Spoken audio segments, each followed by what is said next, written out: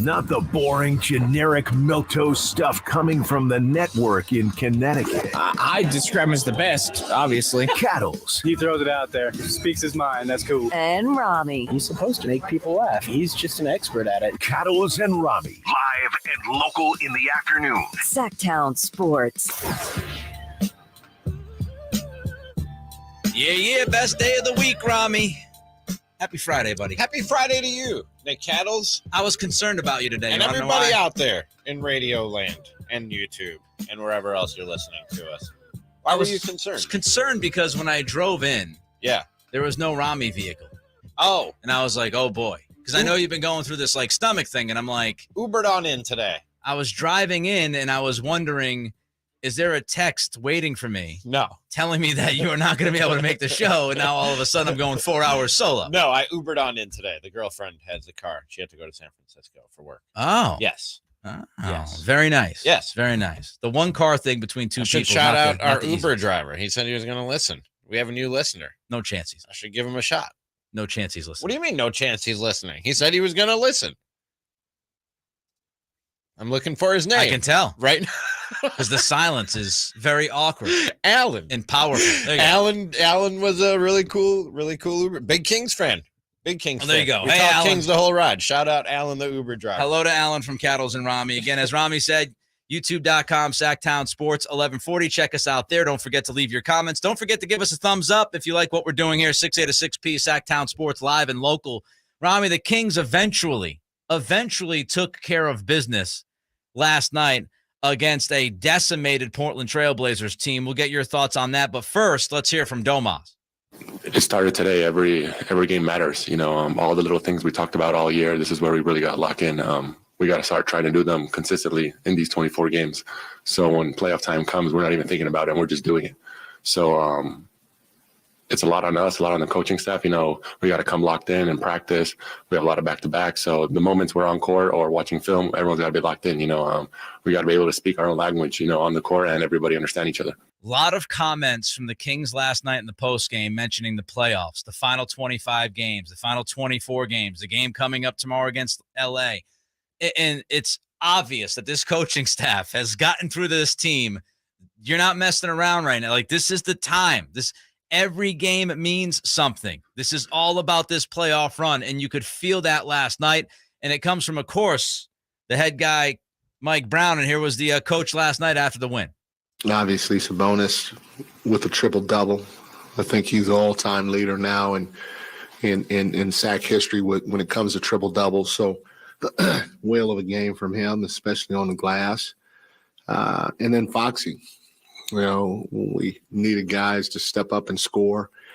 He did it, made the game look easy. And just like Domas, he's the all-time leader right now in consecutive 30 points, 30-point games, right?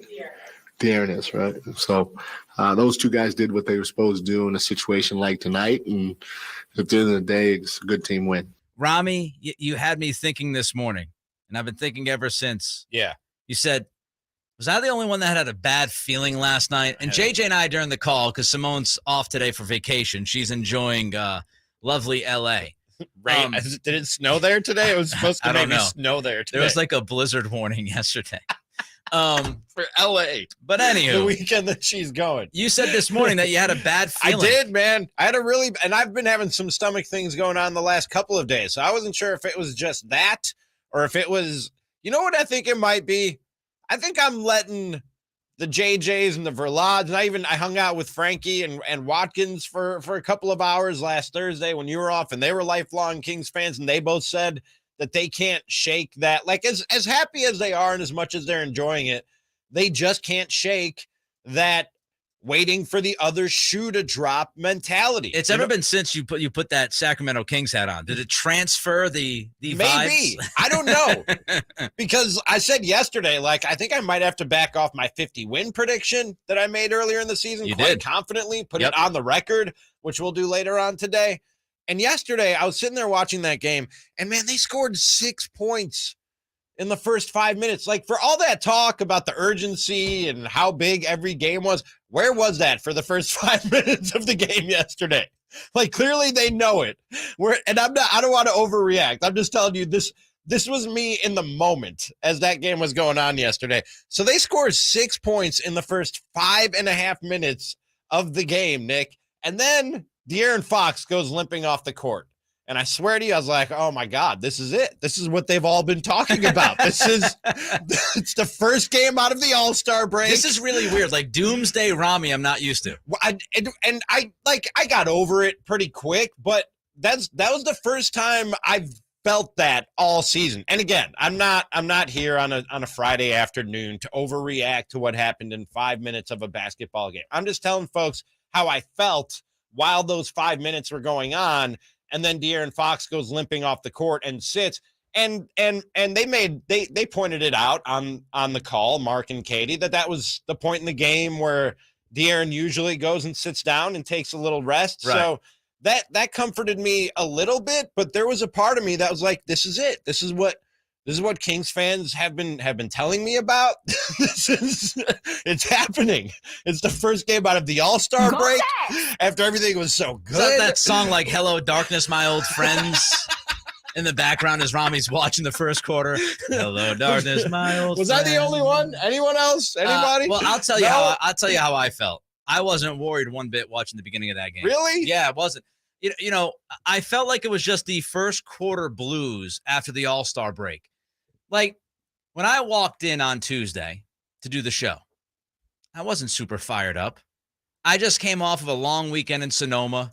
Kelly and I went to a bunch of places, had a ton of beverages, enjoyed our time. Beautiful weather outside. It was 65, 70 degrees all weekend long. We were living the life, enjoying music, hit up the casino, made a little scratch, enjoyed our life over the weekend. Then you come back and you kind of, you're one of two people. You either jump back into it right away and you feel great and you're like, yeah, I'm energized, I got to go back to work. Or you're like, got to take a deep breath and get back into the grind. Got to get the ball rolling. Yeah, and I felt like that's what we saw. We saw a team that was coming back from their vacation, and not everybody was ready to be shot out of the gates. And they're like, all right, you know. And on top of that, Ramie, the De'Aaron Fox, when he went limping off, there wasn't any part of you that was like, well, I was hoping he was okay, but then when they showed the replay, I wasn't too concerned because it was a slight ankle turn.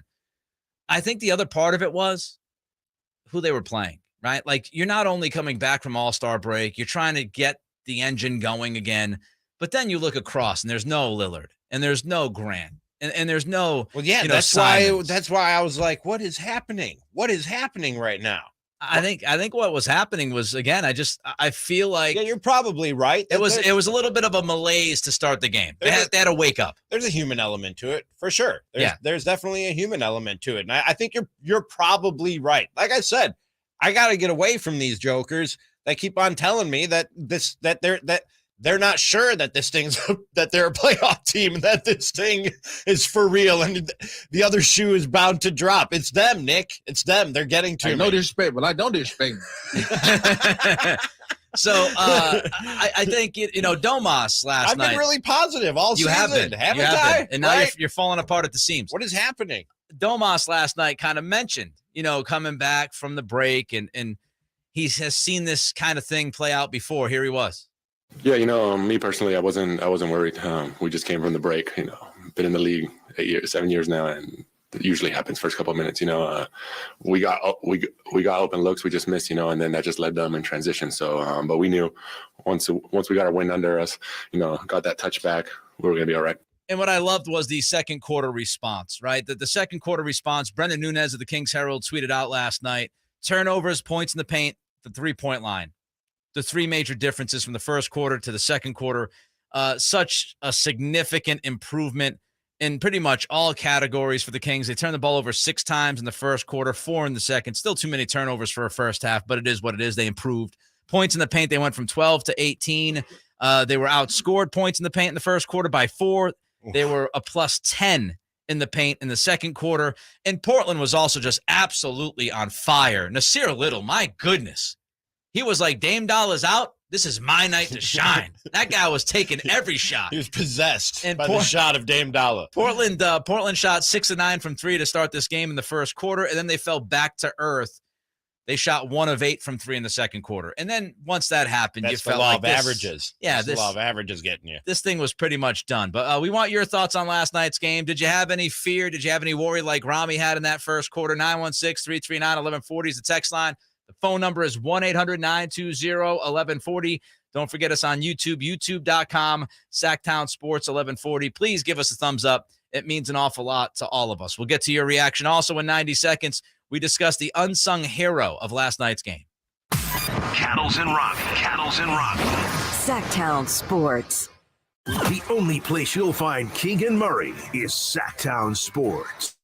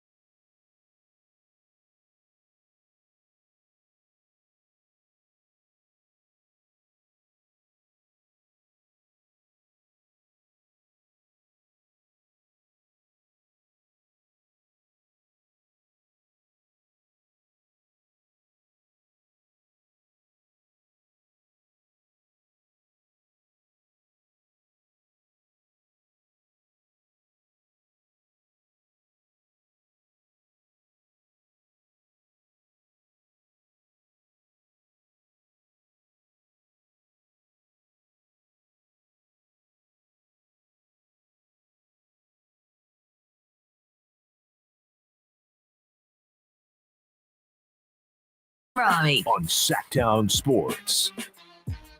I'll tell you what, I don't know what that Uber driver did to Ramie. But during the quick break, JJ, Ramie was just telling me how great this Uber driver was. He was a really nice guy. I had a conversation with him. I said, you don't strike me as the discussion guy in an Uber. Talked hoops the whole drive. No, I usually don't talk to my Uber driver. I usually don't. I usually put the headphones in. I asked him if he got the digits before he dropped them off. As soon as I got in the car, I think he saw the hat and he said, "Go Kings." I was like, "Yeah, they're pretty good." And then boom. That's exactly how it happened. Go Kings. Yeah, they're pretty good. And then magic happened. Then the 7-minute ride of just back and forth banter took over. I love flowers, man. What can I say? Is that what was his name? Alan? Is that what he said when you left the car? Oh, man. Fantastic. Before we get to last night's unsung hero, a couple of peeps from the YouTube channel chatting with us. Mr. All Red Everything said, y'all would have been in some trouble. Bernie Mac voice. I don't know if that was him downstairs, Bernie Mac voice, or if it was, if some furniture move around his mother. I don't know. If it was, that's a good Bernie Mac. I could do him. You. I could do him pretty well. That's not bad. If Blazers played that whole team, well, he said you better thank little baby Jesus.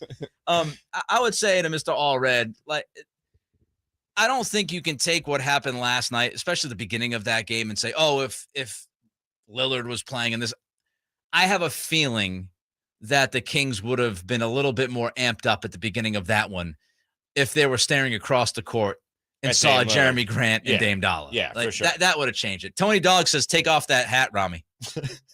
He does not like you wearing the Kings hat. I like the hat. Ryan in Sactown said, Ramie, you're the lightweight Kings fan who doesn't know they're drinking non-alcoholic beer. Us hardened Kings fans brush our teeth with the hard stuff. And Patrick says, no, it's Kings fans that are getting to me. It's being around all this. I don't want to even call it. So you're blaming Kings fans. I don't want to call it pessimism or negativity. I don't know what to call it. What's the word I'm looking for? Reluctance. I don't know what the word is that I'm looking for. I really don't. I can't put my finger on it. The best way I can describe it is, and I've said this a couple times already, that waiting for the shoe to drop mentality. That kicked in for me for a few minutes last night with the start of that game, them scoring 6 points in 5 minutes and De'Aaron Fox limping off the court. I was like, this is it.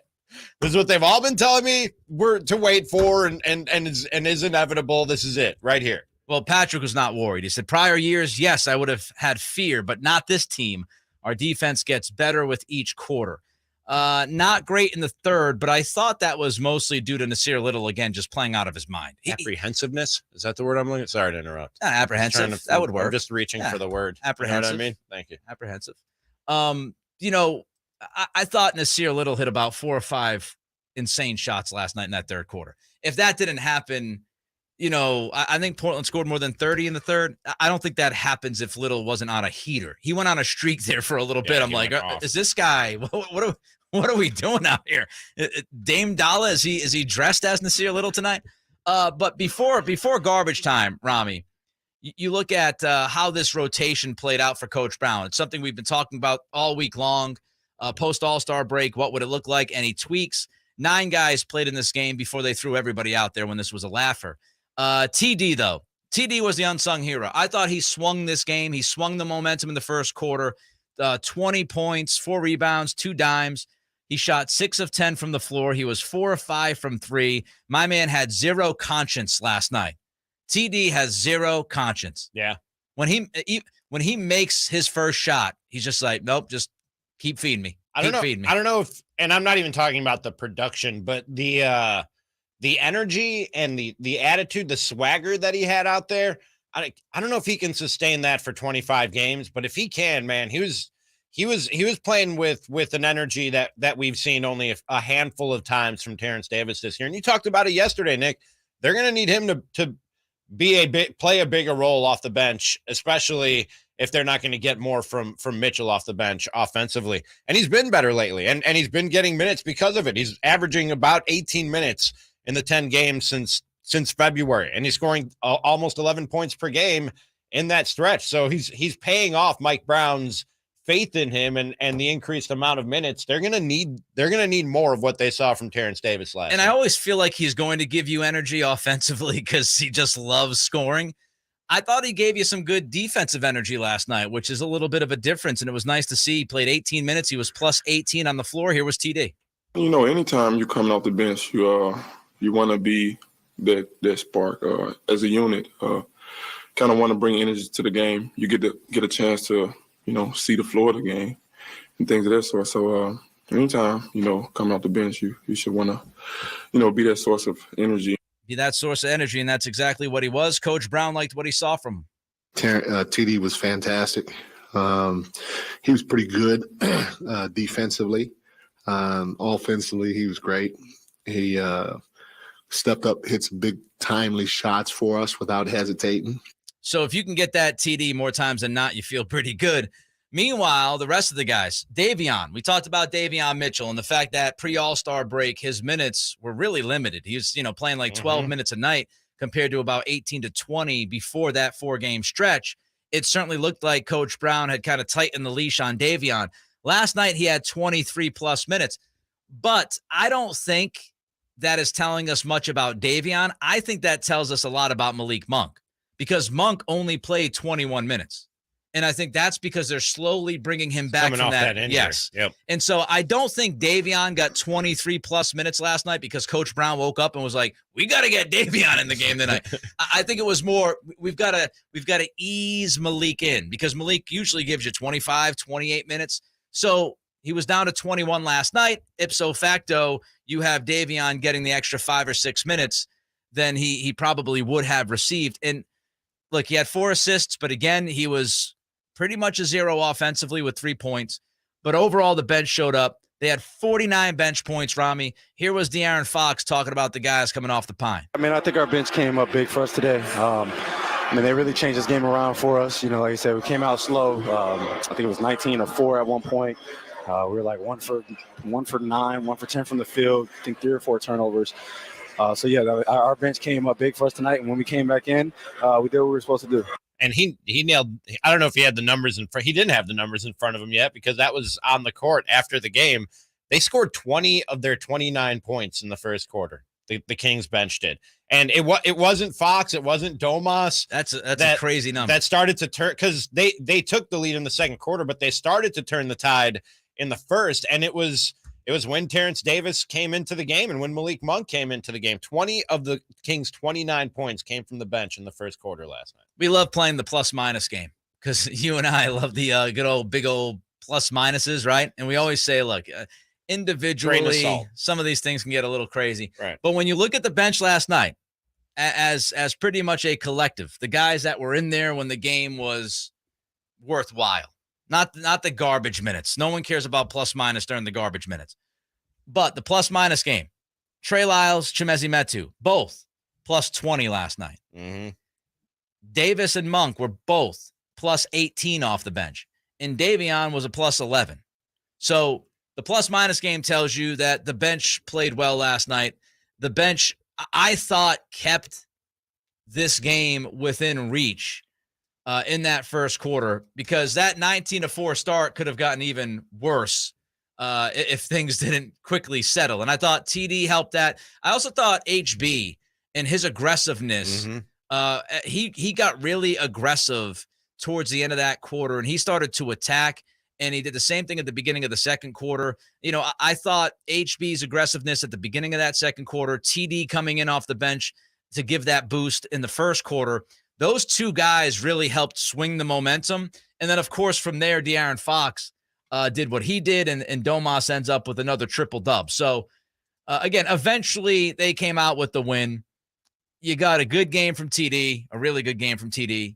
You got a good game from Monk, especially coming back from an injury. D. Fox was good. Domas was good. You take that. I also thought Keegan did some things last night that we haven't seen him do consistently that got me a little excited. He had that little kind of fadeaway jumper off the behind-the-back dribble when he stopped on a dime. That was really nice. And he also did a good job of creating a shot for Domas at the hoop. That's what I like. Those are the steps we talk about. Yeah. Keegan creating shots for others, creating shots for himself. If he can take that step, Ramie, you feel really good about that guy. It allows you to put a lot of new wrinkles into the game plan when you can include Keegan Murray in more of that action. Absolutely. No doubt about that. 916-339-1140 is the text line. Don't forget, all guests come to you from the Folsom Lake Honda hotline. Folsom Lake Honda is your one-stop Honda shop. We'll continue to talk. Kings also have the Raiders crossed a big quarterback name off their list. We'll give you the latest on that next. Cattles and Ramie.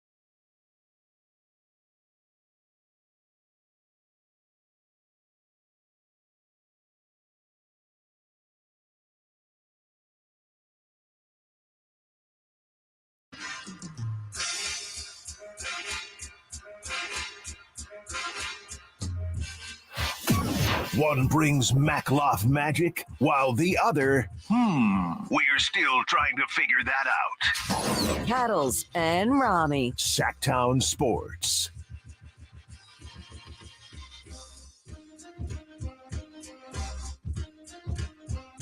Simone's in LA right now, so I checked the weather during the break. Flash flood warning. 55 and rainy today. Rain all day tomorrow. I'm sorry. No, Simone. you're not. Stop with the fake sorries.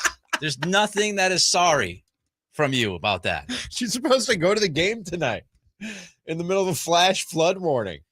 Get a kayak there. TC on Get YouTube. on her surfboard. YouTube.com, Sactown Sports 1140. Don't forget to give us the like, the thumbs up. We appreciate you. Sorry, Simone. Says Kings will win by 7 tonight.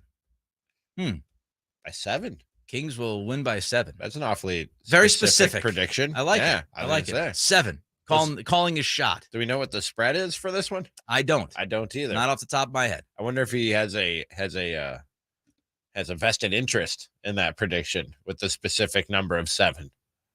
Wonder if the Clippers are a 6.5 point favorite. I don't know.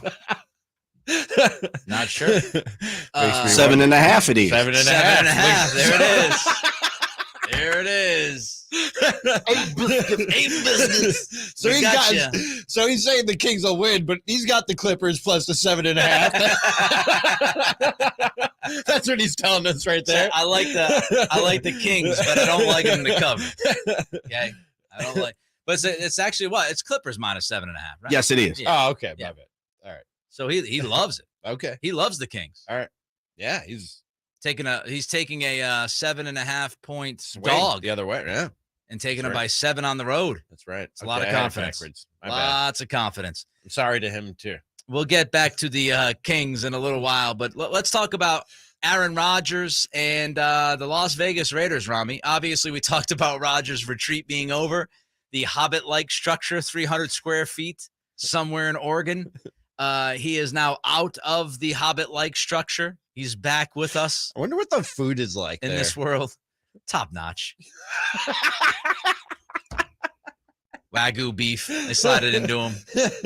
I bet you it's 90% granola. I told you, this dude had a tablet. He had his phone. He was getting served primo food. Oh, man. He was exploring his inner soul. That's what he was doing. He was going deep. Yeah. Doubt it. So Rodgers, his retreat is over. And we're looking at Vegas trying to figure out this quarterback situation. And you and I have kind of mentioned this.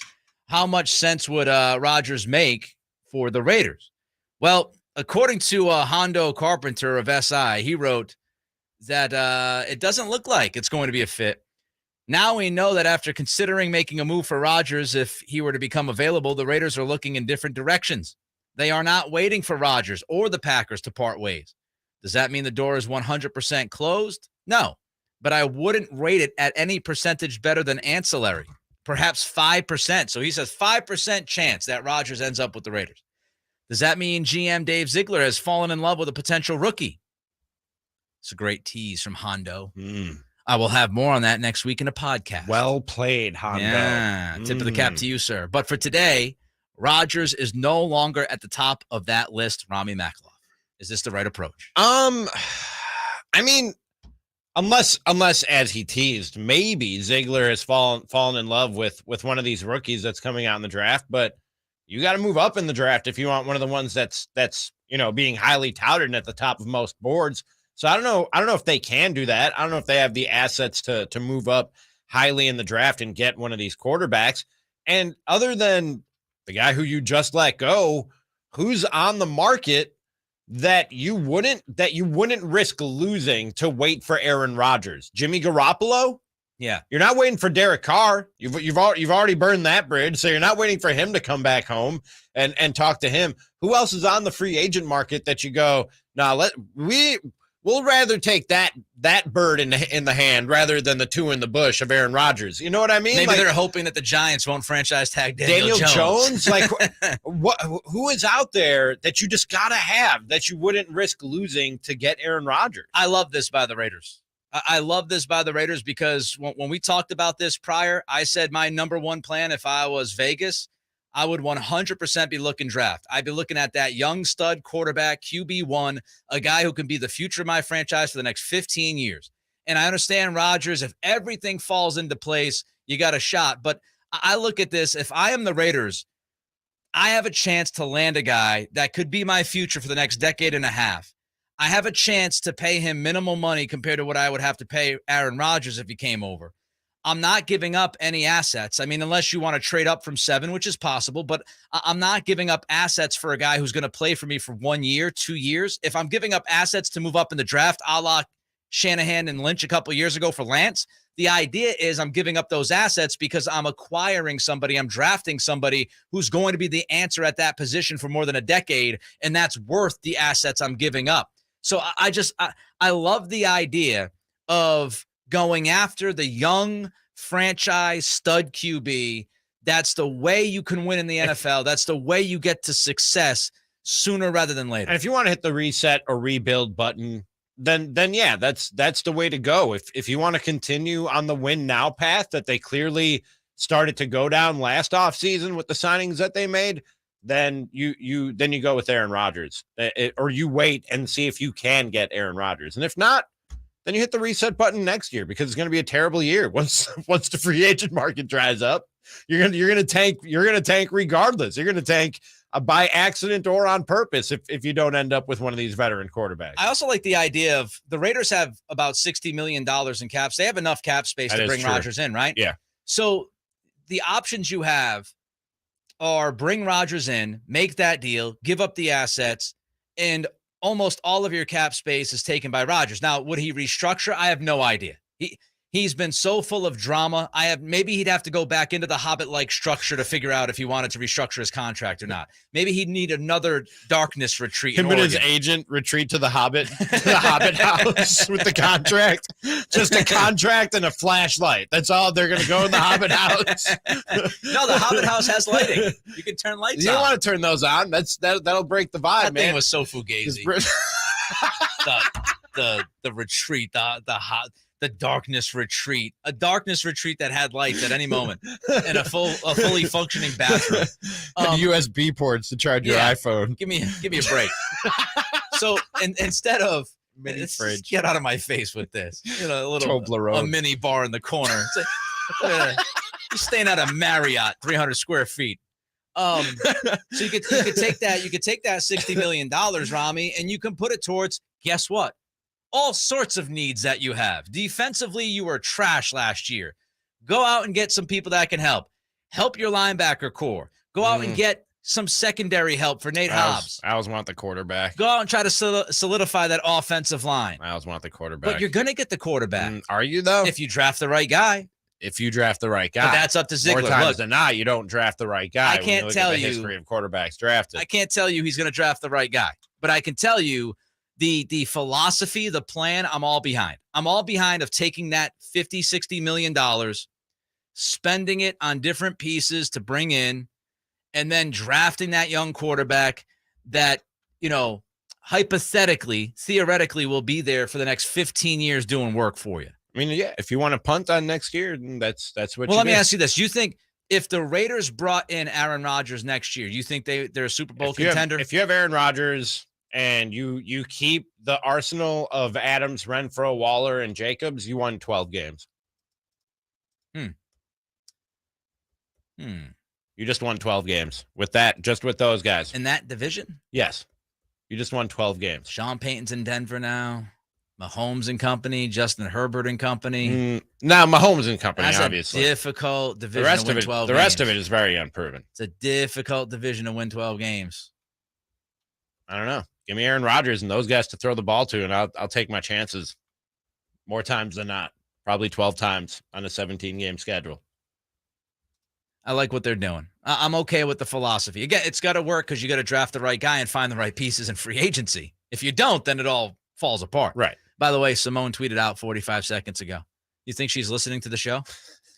She tweets out, enjoying the lovely weather in Los Angeles with a sunny with sunglasses emoji. And she... Do not stop pretending. She she ended up also putting she posted a picture with it that was the emergency alert. National Weather Service, a flash flood warning is in effect for this area until I'm sorry, 10 p.m. Simone. I'm really sorry. It's a dangerous and life-threatening situation. So that's what the alert says. So be safe. Be safe, Simone, down there. Enjoy the game tonight. Have a great time. Clips Kings, all yours. Simone Rickford. Coming up, one of the biggest stories in sports that we haven't covered this week. Cattles and Ramie.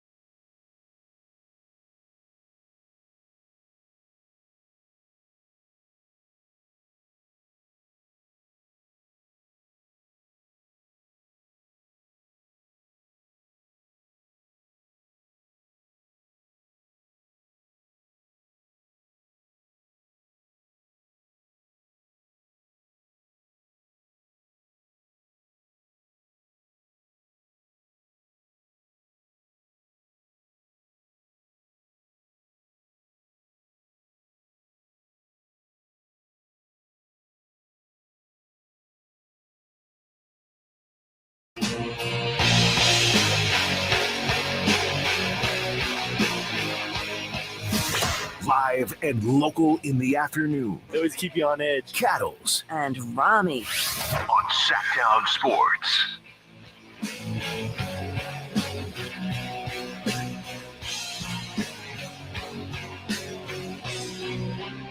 Ramie, we have before we get to one of the bigger sports stories that we haven't gotten to this week. It's kind of funny because we haven't gotten to the story this week, and I'm just going to push it another minute or two here. Just push it some more, like we have all week. A critical message on YouTube, youtube.com, Sactown Sports 1140. This comes from Country City Coffee Cherry Cop Bull King. Great handle. All one name. Great handle. Country City Coffee Cherry Cop. A lot of C's or K's. Yes. Hey, yo. C's, JJ. That's important. That's why I said it. Hey, yo, what dog and cat? I'm slipping. I can't get up. Do you know that DMX? I'm slipping. I am falling. I can't get DMX. Somebody check on Country City Coffee Cherry Copple King. Somebody check on him. He followed that up with something that's been held for review, but I can see it. Ha, ha, ha. And it was, ha, ha, ha, ha. Who care about Lillard Blazers team? He poop in toilet. I shouldn't laugh that hard at that. Let me encourage behavior like that. You know what I mean? I shouldn't laugh that hard. That was restricted for a reason. Also an update. From Simone, who is now in the YouTube chat. Obviously listening to the program. She's down in LA. She's on vacation. She's trying to do her best Carmichael Dave. Dave was on the show today. Did with headphones and a microphone. He is on vacation in Mexico, I believe, and he's sitting on his balcony with headphones and a microphone. That man loves the Kings. Joining the show. That man loves the Sacramento Kings. Freaking bum. And his job. I was going to say, I think he's more paranoid about what's happening when he's not here versus his love of the Kings, but I digress. So Simone taking a chapter out of the book of Carmichael Dave. She's checking in. Bro, weather in LA is so bad. Kings better get this dub. Hit that thumbs up. And then somebody was wondering what is she doing? Like, she's not here and what's going on. And she said, my work computer is in Sac. I'm out here about to drown. And we laugh. Poor Simone. She says, phone in hand, but I wanted to check in on you fools. So there's the latest from Simone. I'm sorry, Simone. I feel like we want like play-by-play of Simone's trip down in LA as the show continues. Trip to the game. Like just to the crypto.com center. Send us pictures. I have to say the crypto.com thing has already lasted longer than I thought it would. I didn't think that would still be on the outside of that arena. Give it another minute. All right. So big story we haven't hit, Ramie. Back to sports. Here's Lamar Jackson. And story came out yesterday from ESPN. Things are not looking great. On the injury that Lamar had, and we talked about this during the time, and you wondered out loud, would things have changed if he had that contract extension in hand? If he was paid, would he be out there playing? And a lot of people were speculating that, and like that reflected negatively on him. Right. I speculated maybe that's the case, and I don't blame him one bit. I just want to make sure that that's clear. So this was from Jeremy Fowler and Jamison Hensley, two very well-sourced writers at ESPN. Jamison has covered the Ravens for a while. One team source was under the impression Jackson could have played without risking further damage to the knee. But once it became clear Jackson didn't feel right, the source said, quote, how do you dispute that? You have to respect the player's outlook on his own injury, unquote.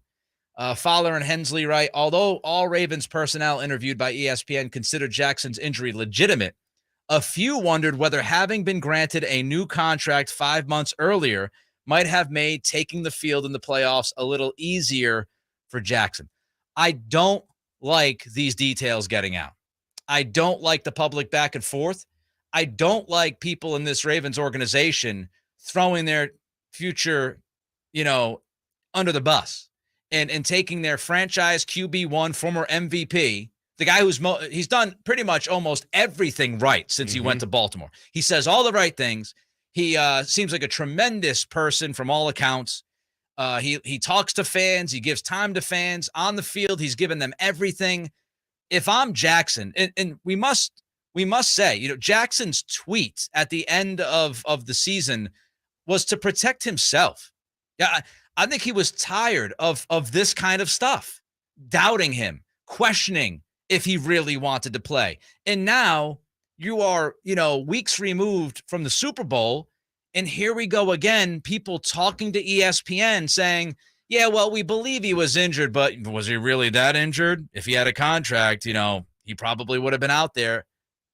To me, that's ridiculous. Yeah, if there was any sort of fracture in the relationship because of the contract negotiations to this point, this does nothing to mend it. If that's something that the Ravens want to do, I don't know to what end or to what benefit you leak that out. Like, how does that help anything? You know what I mean? Because once again, I hear that and I go, yeah, it makes sense. Like I'd be willing to risk more too if I had long-term security and my employer invested in me and in a future together. You know what I mean? Yeah, right. That decision makes sense to me. But to a lot of people, like I said, that reflects negatively on Lamar Jackson for whatever reason. So if anything, if you have to move on from Lamar Jackson this offseason and you might have to explore the trade market, you just hurt his value. And if you bring him back and somehow work this thing out, now he's got to walk back in that building and wonder who's saying stuff like that about him behind his back and leaking it to the media. There's nothing good to come from letting this kind of stuff get out, if it's even true. It's a leaky boat in Baltimore, and I would be concerned about that. Now, as far as the contract goes, Jamison Hensley, same guy who helped write that story with Fowler, he tweeted last March, Ravens owner Steve Bisciotti, when talking about Deshaun Watson's guaranteed contract at the time of $230 million, which at the time, I think both of us threw up in our mouths. Quote, I don't know that he should have been the first guy to get a fully guaranteed contract. To me, that's something that is groundbreaking. And here's the key point that, again, the owner of the Ravens made last March. It'll make negotiations harder with others. And that's what's happening. Back to the ESPN story, Jackson, who has vowed not to speak publicly about his contract, wants a fully guaranteed deal in line with that deal Deshaun Watson got in March. The Ravens, meanwhile, are balking at guaranteeing the full amount according to team sources. So Jackson saying, hey, look, man, Deshaun got a fully guaranteed deal. I want a fully guaranteed deal. And the Ravens are saying, yeah, but he's the only guy that has that because one team lost their minds and the Haslams gave a ridiculous contract out to a guy who had a bunch of allegations surrounding him at the time. We're not going to give you $250 million guaranteed because nobody else is getting that money other than that one guy. You know what I would say if I was Lamar Jackson? What's that? Let me prove it. That you're worth that? No, let me prove that it's just one team that's willing to give that fully guaranteed contract. So let me go out there and go out there and field some offers. And you know what? If nobody else is willing to give me the fully guaranteed contract, nowhere else I'd rather be than Baltimore. But if you think it's just one team, just one crazy crackpot Cleveland Browns signing again, because it might be, let me go prove it. Let me get out the. I actually see both sides of the argument. I do. I see Lamar saying, hey, man, if Watson's getting that money, he's not a former MVP. I'm a former MVP. If he's getting guaranteed, I should get guaranteed. I also understand the Ravens saying, sure. Yeah, but that's the only deal that's out there like that. Russell Wilson just signed a gigantic contract and did not get that. Patrick Mahomes is not getting that. So only one way to find out is what I say if I'm Lamar Jackson. Only one way to find out, man. Let's find out. The other thing about this, Ramie, I would say Jackson seems very, and I emphasize that word very for a reason. He seems very principled. He seems like a guy that'll be like, you know what? I'm going to ride it out then. Mm-hmm. If you're not going to give me what I want and what I think I deserve, then I'm going to let this thing just go as is. Franchise me the next 2 years. I'll eventually walk and I'll eventually get my money. He strikes me as a very principled individual. If I was franchise tagged and not for the purpose of working out a trade, I do not step foot back in the Ravens facility until I have a contract from Baltimore or somebody else. And we say that replacing a quarterback, a QB1 is tough. Replacing an MVP is even tougher. Replacing a unicorn is even tougher than that. And Lamar Jackson has some of those unicorn qualities. Good luck to Baltimore if you think you're going to be able to replace that guy with somebody better. Yep. Good luck to you. The Aaron Fox keeps rolling. That's next. Cattles and Ramie.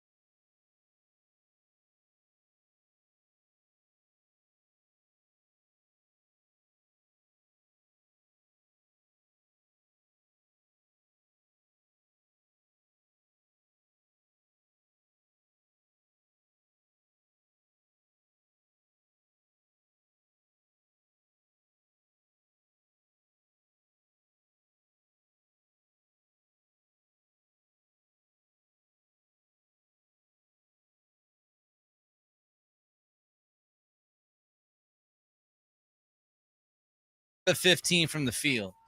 And the thing that jumped out at me about De'Aaron's game last night was like he played in spurts. And I don't mean that in a bad way.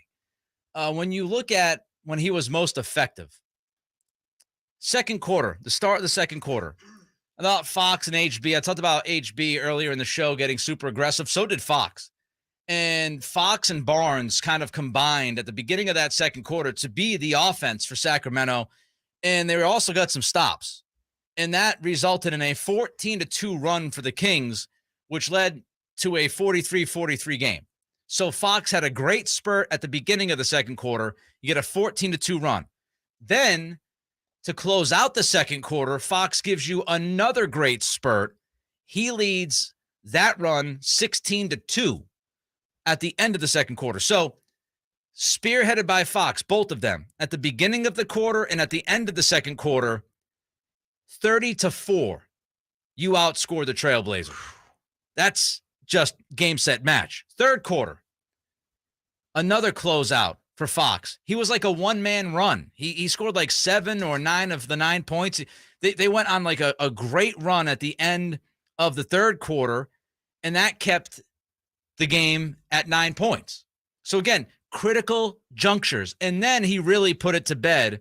He had the start of the fourth quarter where he had a spurt. All these spurts, beginning of the second, end of the second, end of the third, beginning of the fourth. Because of those spurts, that's what gained the separation for the Kings in that game last night. It made it inevitable that the Kings were going to win. And Fox started off, you brought this up, Ramie, about the starters versus the bench and how the bench scored 20 of the 29 points in the first quarter. Fox missed his first 3 shots. He made 11 of his next 12. Yeah, he was, and to your point, Nick, he played 21 minutes after the first quarter. He scored 31 points, 3 rebounds, and 3 assists in those 21 minutes. He just, whatever it was, and like you said earlier in the show, maybe it was some kind of all-star hangover or vacation hangover that a lot of people can have when they're coming back off a trip. Whatever it was in the first quarter, he found another gear. He flipped a switch as soon as the second quarter started, and he came back in the game off that short rest, that Mike Brown game that he usually gives him there in the first quarter, and he put on an absolute show. And it's strange how, like I said, the bench is what allowed you to climb back into the game, them coming in and sort of setting a different tone and closing the gap. Right. But it's funny how in a game where you're facing a Blazers team that doesn't have Dame and a couple of their other best players, it starts to look the way you expected it to look as soon as De'Aaron Fox starts playing the style of basketball that you expected him to play. Like it's nice that the bench can pick you up, and you're going to need the bench and you're going to need that depth as the season goes on. We talked a lot about that, but this thing ain't going nowhere unless De'Aaron Fox is doing De'Aaron Fox type things and the type of things that he's done all season long. It's no coincidence that it started to look like the blowout that it should look like as soon as De'Aaron Fox came in the second quarter and started looking like himself again. And now last night is another 30-point game from Fox, which is a streak for him. And Frankie C., our guy at SactownSports.com, tweeted this last night. Fox is the first Kings player in the Sacramento era, which is 1985 to the present, obviously, to score 30-plus points in 5 straight games, breaking a tie with Chris Webber, DeMarcus Cousins, and Mitch Richmond, who did that for 4 straight games. So what we've seen from Fox these last 5 games, this is not hyperbolic, is literally Sacramento Kings history. Yeah, he's the best scorer over a 5-game span in Kings history. Well, in the Sacramento Kings history. Didn't Tiny Archibald do it when they were in Kansas City or wherever they were? Okay. Yes. And I would also say, like, we tend to get wrapped up in the offense because it's the sexy thing, right? And we tend to get wrapped up in these counting statistics. But I also thought that Fox gave us, some good defensive effort last night when we're watching that game. When you're sitting back, you're watching, the pickup point was good. He played pretty good pick and roll defense. He was engaged. And that's been the case for most of this year. I think Fox has been embracing the defensive end. I wouldn't say he's been great. I think some people have gone a little too far with the credit to Fox defensively, but I do think he's been better. He has shown improvement. He has shown effort. He has shown energy on that end, which is really, what you can ask for from your leader. Here was Domas last night talking about Foxy. He's amazing. I'm really not worried with him.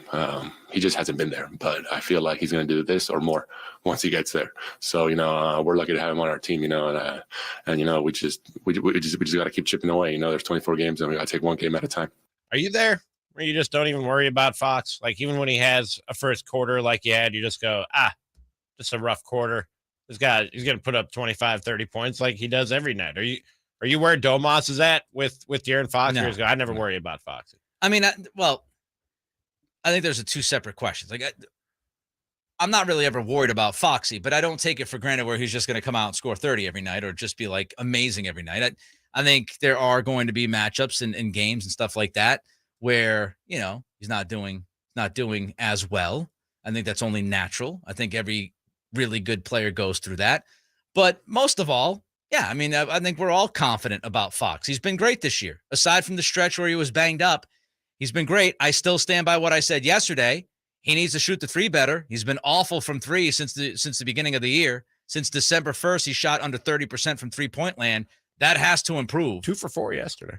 And the game before, he went 4 of 7. So the last 2 games, he has shown, a step in the right direction there. Here was Fox himself last night.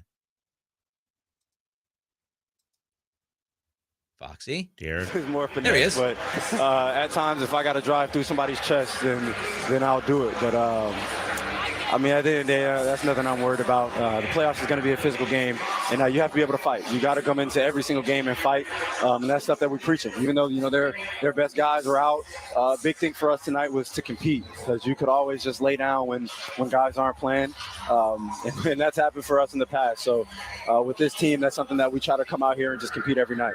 He had an edge last night, man. He was talking about putting a shoulder. He did. In who was it? Who was the rookie for the Trailblazers? Put a shoulder. Shaedon Sharpe. And on the previous play, you saw him.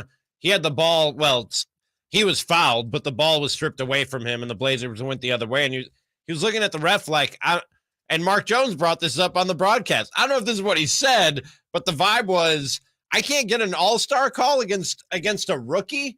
And then I think he just kind of decided, all right, if you're going to let us play, then I'm going to be as physical as they are, and just put a shoulder in Shaedon Sharpe's chest and put in that layup off the steal.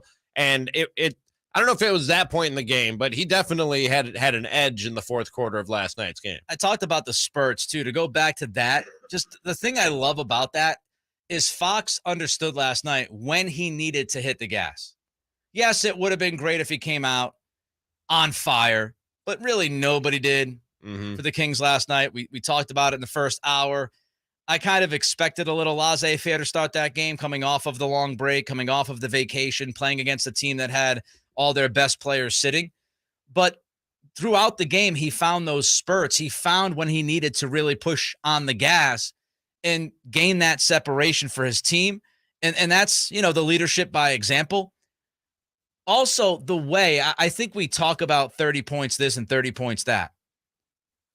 I would also like to mention that during this 5-game streak of 30 points or more from Foxy, he's been incredibly efficient.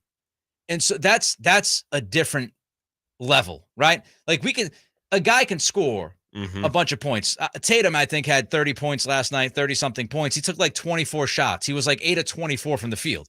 It wasn't a very good offensive game from him. He scored, the counting stats are there, and you could say, oh, he did this, right? But when you look at it, he wasn't super efficient. Fox, during this 5-game streak of 30 or more, he's shooting 47.8%. That was the worst shooting percentage during this run, Ramie. The worst he has shot from the floor during this 5-game run has been about 48%. Wow. He has been above 50% pretty much the whole way through this thing. And last night, again, 11 of 15. So he's not only giving you 30 or more points, he's not taking 100 shots to do it. He's doing it within the flow of the offense. He's picking his spots. He's figuring out when to press on the gas. He's attacking when he feels like he needs to attack. I don't think he's forcing any kind of bad shots or bad threes. So that's that next level. It's not just the scoring, it's the efficiency. It's him understanding the game and him understanding the flow and the rhythm of what he needs to do and when he needs to do it. That is the maturation of a young all-star. And that's what we've seen from him. It's a great thing to see. Your thoughts on Foxy? Your thoughts on the game last night? 916-339-1140 is the text line. Phone number is 1-800-920-1140. Again, don't forget youtube.com, Sactown Sports 1140. Give us a thumbs up if you like what we do. More thumbs means more eyeballs. We try to grow this brand here for Sacramento, give you as much content as possible, 6A to 6P, live and local. We'll get to your reaction on the Kings and Fox. Also, was Ramie satisfied enough by last night's win? We'll get to that and more in 90 seconds. Cattles and Ramie.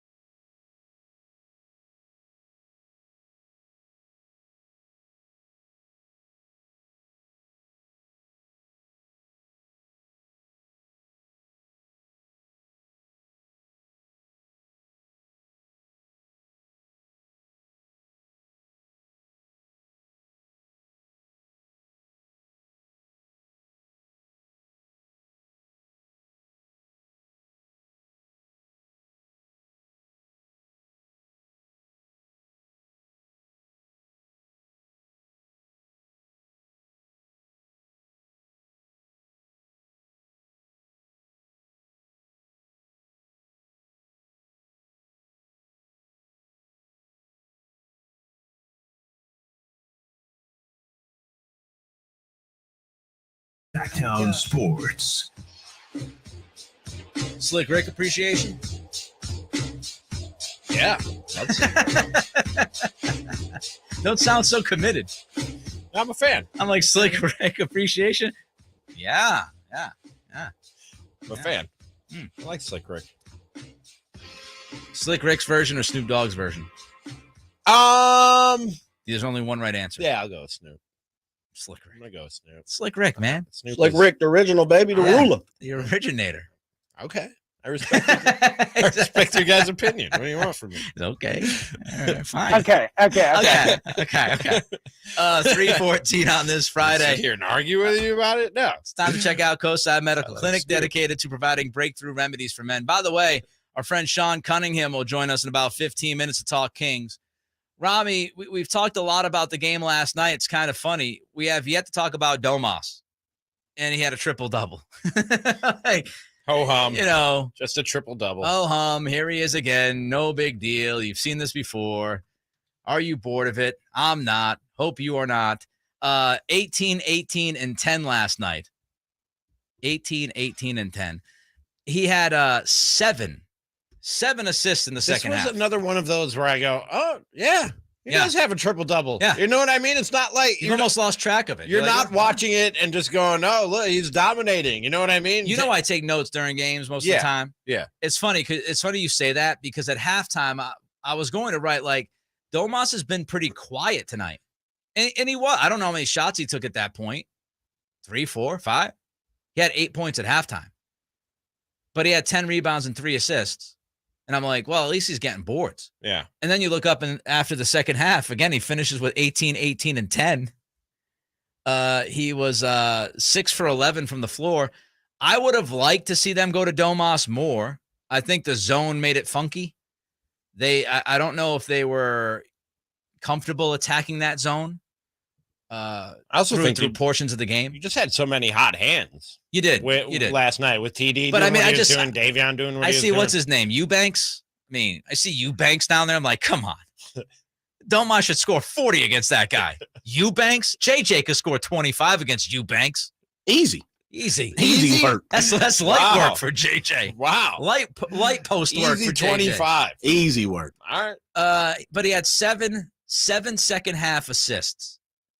They started to figure it out a little bit more in the second half. He also had 3 steals. He was feeling it last night. He was getting a little fancy. With the behind the back dribble. There was a few of them. He was visibly upset at Keegan for missing that wide open 3 because he went behind the back dribble, then behind the back pass. Yeah, he went and one on him, and then Keegan Murray went and messed up his mixtape. He was like, "This is my moment." Yeah. The professor, remember? yeah, the professor, and one. So he gave good you Netflix documentary on it. I haven't seen it yet. I want to watch it. It's good. I've almost watched it like a handful of times, then I've hit something else. Pretty good. Did you see the Donaghy one? Yeah. Sorry, Kings fans. I did actually. That was good too. That's pretty good. I don't believe a word he says, by the way. Here was Domas in the post game last night. Feeds Domas, drops it off to Monk, pulls up, 17-footer. I mean, it's awesome, to get these little things, and it just shows how hard we're working as a team. That has nothing to do with me. My teammates got to make shots. I get open for them, they get open for me. It's a team game, man. I just appreciate all of them and all their hard work they do. He's just the steady force. Mm-hmm. That's what he is. Yep. Just the steady force. You just know what you're going to get from him. Not always glamorous like behind the back dribbles and behind the back passes, but he's just steady. He does what he does, and I love it and I appreciate it.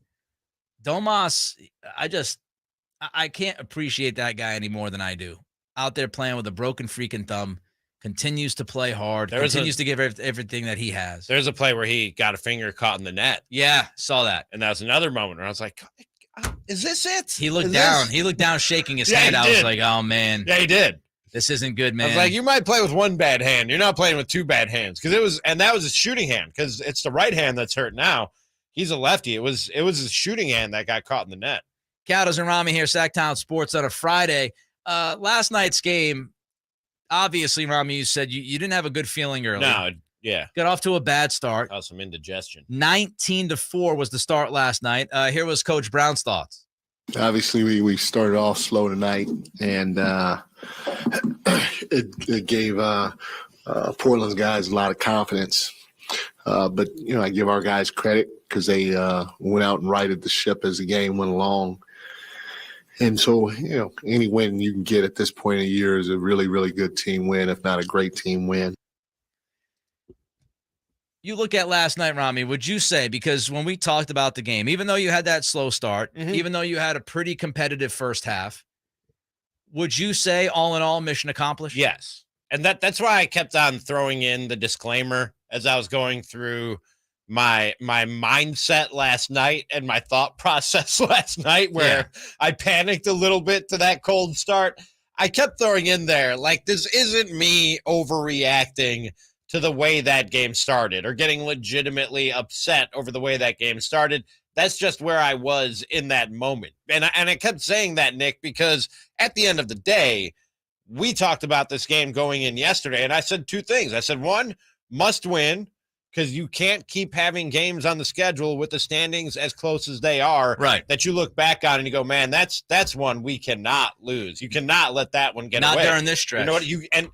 And so they did that. And my second objective was make it easy. Don't make this harder on yourselves than you need it to be, and give yourself a chance to pull some of your guys out of the game early and take a load off and keep their minutes down. And last night you had Fox. He only played 26 minutes. Kevin Huerter, 26 minutes. Keegan Murray, 25 minutes. Harrison Barnes, 24 minutes. Sabonis played the most of the starters. Yep. He played 32, and that was only because he was triple-double hunting at that point. And, no doubt the hunt was on. and I don't mind that. You know what I mean? That's something that you do for morale. Domas wanted that triple-double, so you do that for morale. And so you accomplished every objective that I thought you had going into last night's game for the Kings, and with a banged-up opponent on the other side. Here's what I loved about last night's game after that slow start. The Kings imposed their will and their force upon a team that they should have. The Blazers were undermanned. They went into this game the 12 seed, under 500. You're playing at home. They flew in day of, literally landed like a couple of hours before the game. And after that slow start, they got down to 19-4. After that slow start, they imposed their will, Ramie. And what I mean by that is just look at some of these statistics, and they tell you, they are indications of how this game was dominated by the Kings, especially physically. The Kings took 31 free throws. You don't take 31 free throws in a game unless you are attacking and you are playing physical. And somebody in the YouTube chat earlier in the show brought up this idea of like, they didn't complain. They just got physical. They matched that intensity, and they took the game over. 31 free throws. They were plus 18 on the glass. Plus 18 on the glass last night. They had 14 offensive rebounds, which is a giant number for a team that is not especially big. 14 offensive rebounds, and they outscored the Blazers in the paint by 12. They were plus 12, 56-44. After that first quarter, after that slow start, the Kings took over physically, and they imposed their will, and they imposed the force upon the Blazers, and the Blazers had absolutely zero answer for it. And after that 19-4 start, I tweeted this last night. After that 19-4 start, the Blazers were outscored by the Kings 129-97. They ran away with it. After that 19-4 start, the Kings said, we're done playing games. We're taking over. Yep. And to go back to a previous point, that you want everybody to contribute, but that starts with Fox and Sabonis. That charge and changing the tide in a game like that. There's no doubt about it. Yep. And if they continue to give you steady play, and up to this point, there's no reason to believe they won't, then as we've talked about, you should be a playoff team.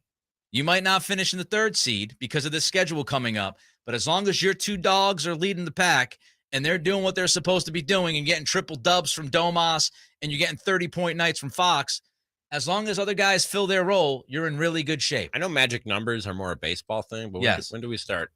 I saw Will Z tweet that the magic other day. numbers. I think Will Z tweeted that a playoff spot. According to my math, I did this morning. It's 21. You did that? Magic actually? number is 21. Yeah, you did it. Yeah, the magic number is 21. I could be off. I could be wrong. But my math says the magic number is 21 with 24 games left. We might not want to trust that. Might want to double, triple, and quadruple check that math. Sean Cunningham joins us to talk Kings coming up. Cattles and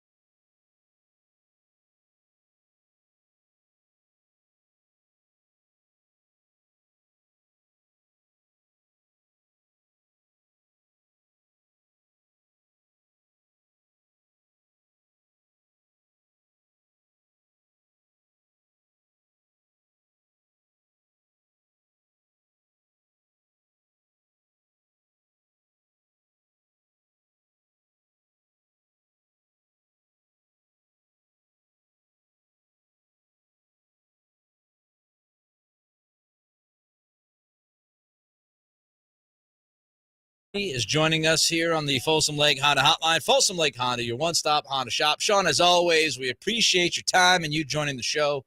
Your thoughts on the team last night, seemingly flipping the switch after that brutal 19-4 start?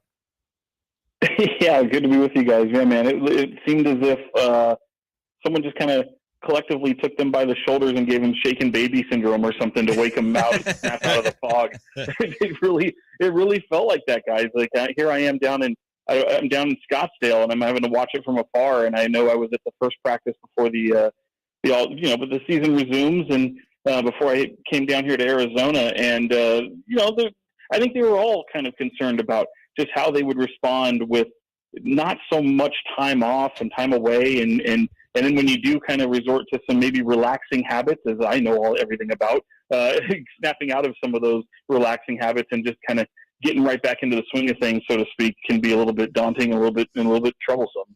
After Domas and Fox, obviously, who is the next most important key to these last 24 games? Man, all year I've been saying it, Ramie. I've been saying Malik Monk is the most important player for them. He's not the best player, but I just feel like he has such a impact on the team, and when he goes, the team looks just really janky, and it just doesn't look as efficient and as smooth as it should. And it has everything to do with the swagger, really. I mean, certainly what he brings in playmaking and scoring is it's there. But he rebounds the ball so well at his position, and he can play such a crucial element on defense for a team that doesn't have a lot of defensive talent. So I know he's not the best player, and I know fans hate when I say he's the most important, but I honestly do believe that, like, if you know what to expect from Fox and Domas every single night because of their consistency, the next guy up in my opinion, is Malik Monk, because when he's on, the team is just rolling, and they just look like they're world beaters at that point. Sean Cunningham is with us. Sean, Fox continued his 30-point streak last night, 5th straight game. We had this conversation earlier in the week. Is it unfair to expect him to be even better post-All-Star break than he was pre-All-Star break?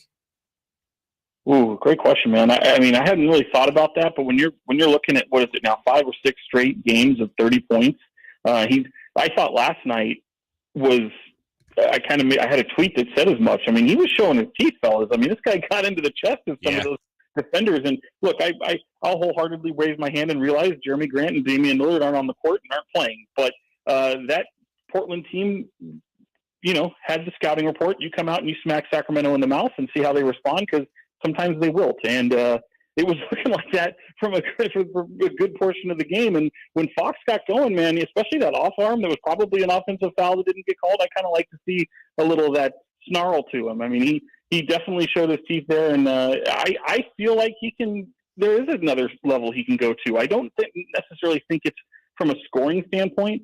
I think he could maybe recognize some more playmaking opportunities, but to me, it's all on the defense. And if this team is going to follow his lead, showing his teeth some is going to be something that I look forward to seeing some more of. You mentioned, last night, Portland with no Lillard and no Grant. That's one thing. I think a lot of people look at that game and go, De'Aaron Fox might be the best player on that court. But here in a recent stretch, I mean, a couple games against Dallas where you had Luka and Kyrie, and then you had Phoenix with Devin Booker out there. De'Aaron Fox has not backed down, even when you have a challenge of a marquee NBA superstar on the other side. And he's either still been the best player on the court or has gone toe-to-toe with the best player on the court in those instances, Jason. Yeah, and it's really funny because it's a great point, because so often it doesn't matter which head coach you have. I mean, and now it's 3 or 4 now for 4 if you include an interim head coach. But yeah, 4 coaches that have all coached De'Aaron Fox, and the biggest challenge with him is having him keep the foot on the pedal and being able to step on the throat and understand what he can do to his opponents with his speed.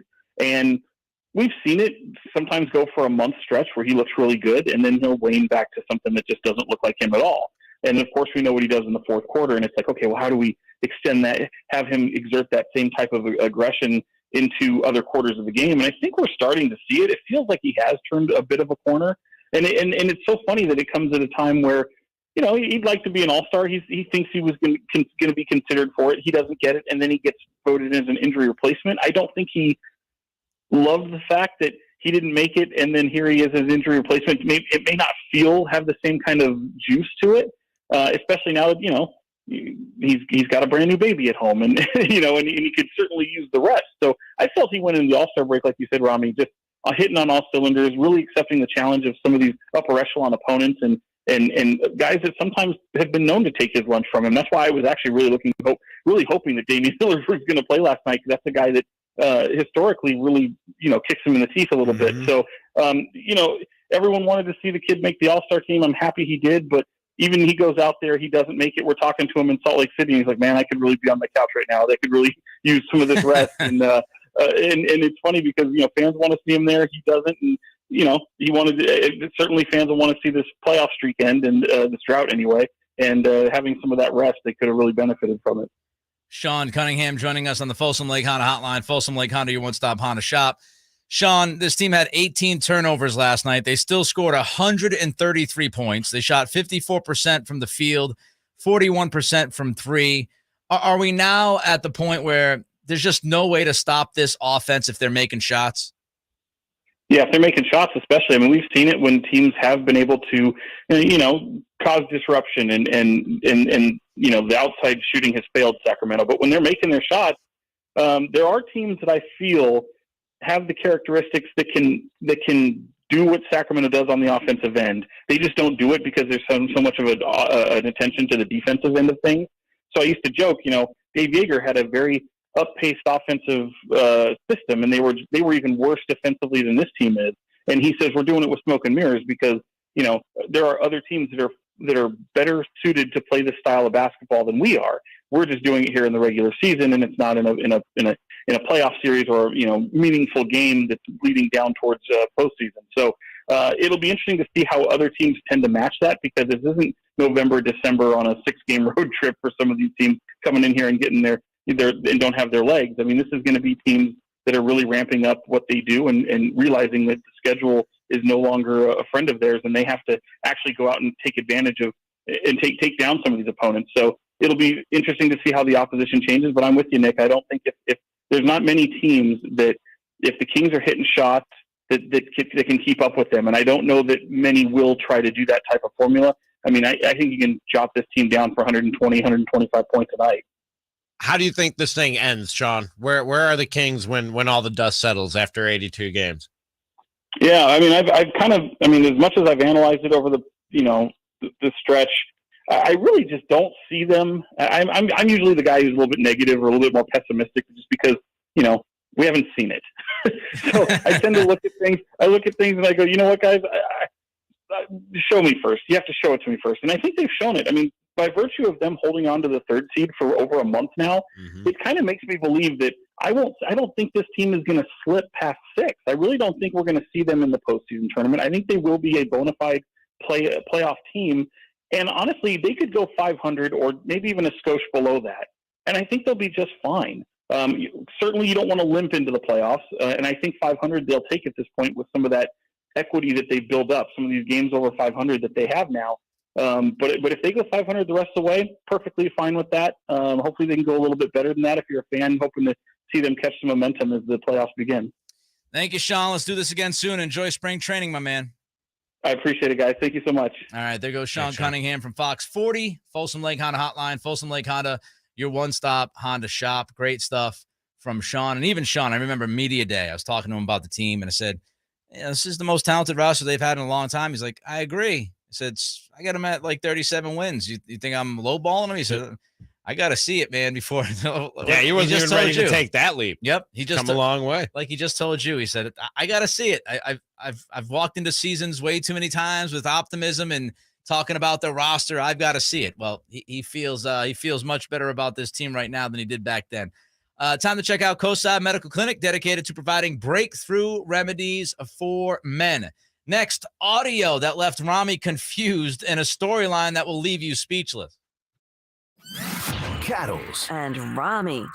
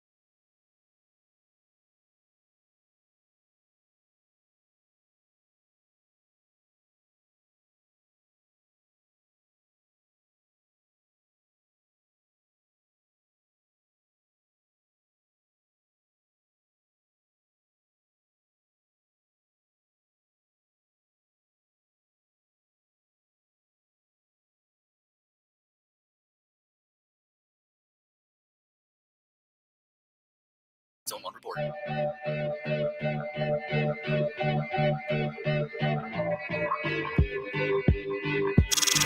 Cattles and Ramie. Cattles and Ramie. Sactown Sports. What the hell is this? It's a new champion! Not already! Not already! Hey, new World Wrestling Federation champion, Stone Cold Steve Austin! What the hell is this? Austin face to face with McMahon! They're shaking hands! Stone Cold is shaking hands with Satan himself!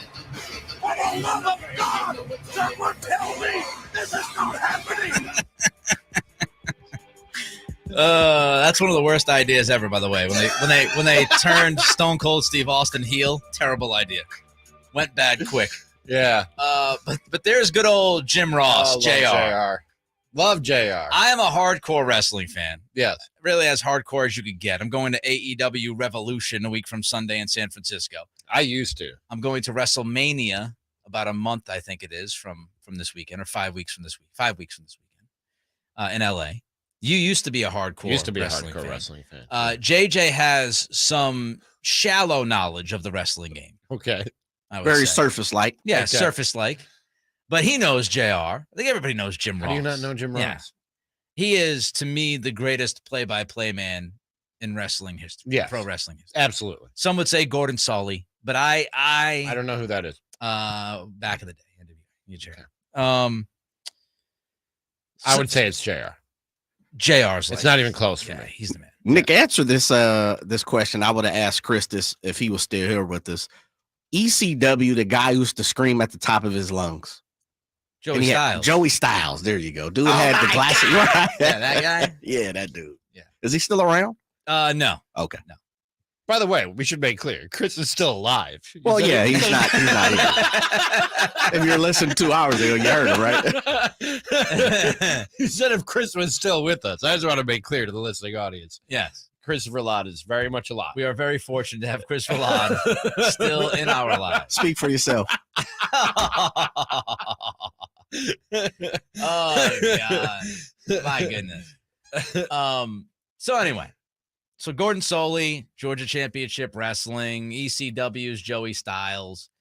But JR, the WWF Attitude Era is like, the guy. Yeah. And he still works in the business. He's still doing AEW play-by-play. Now, he's been taken off of the main show of AEW. Oh, he has? Yes. Oh, I did not know He that. does not do Dynamite on Wednesday nights. He does Rampage on Friday. Who does Dynamite now? Excalibur, who does the play-by-play wearing a luchador mask.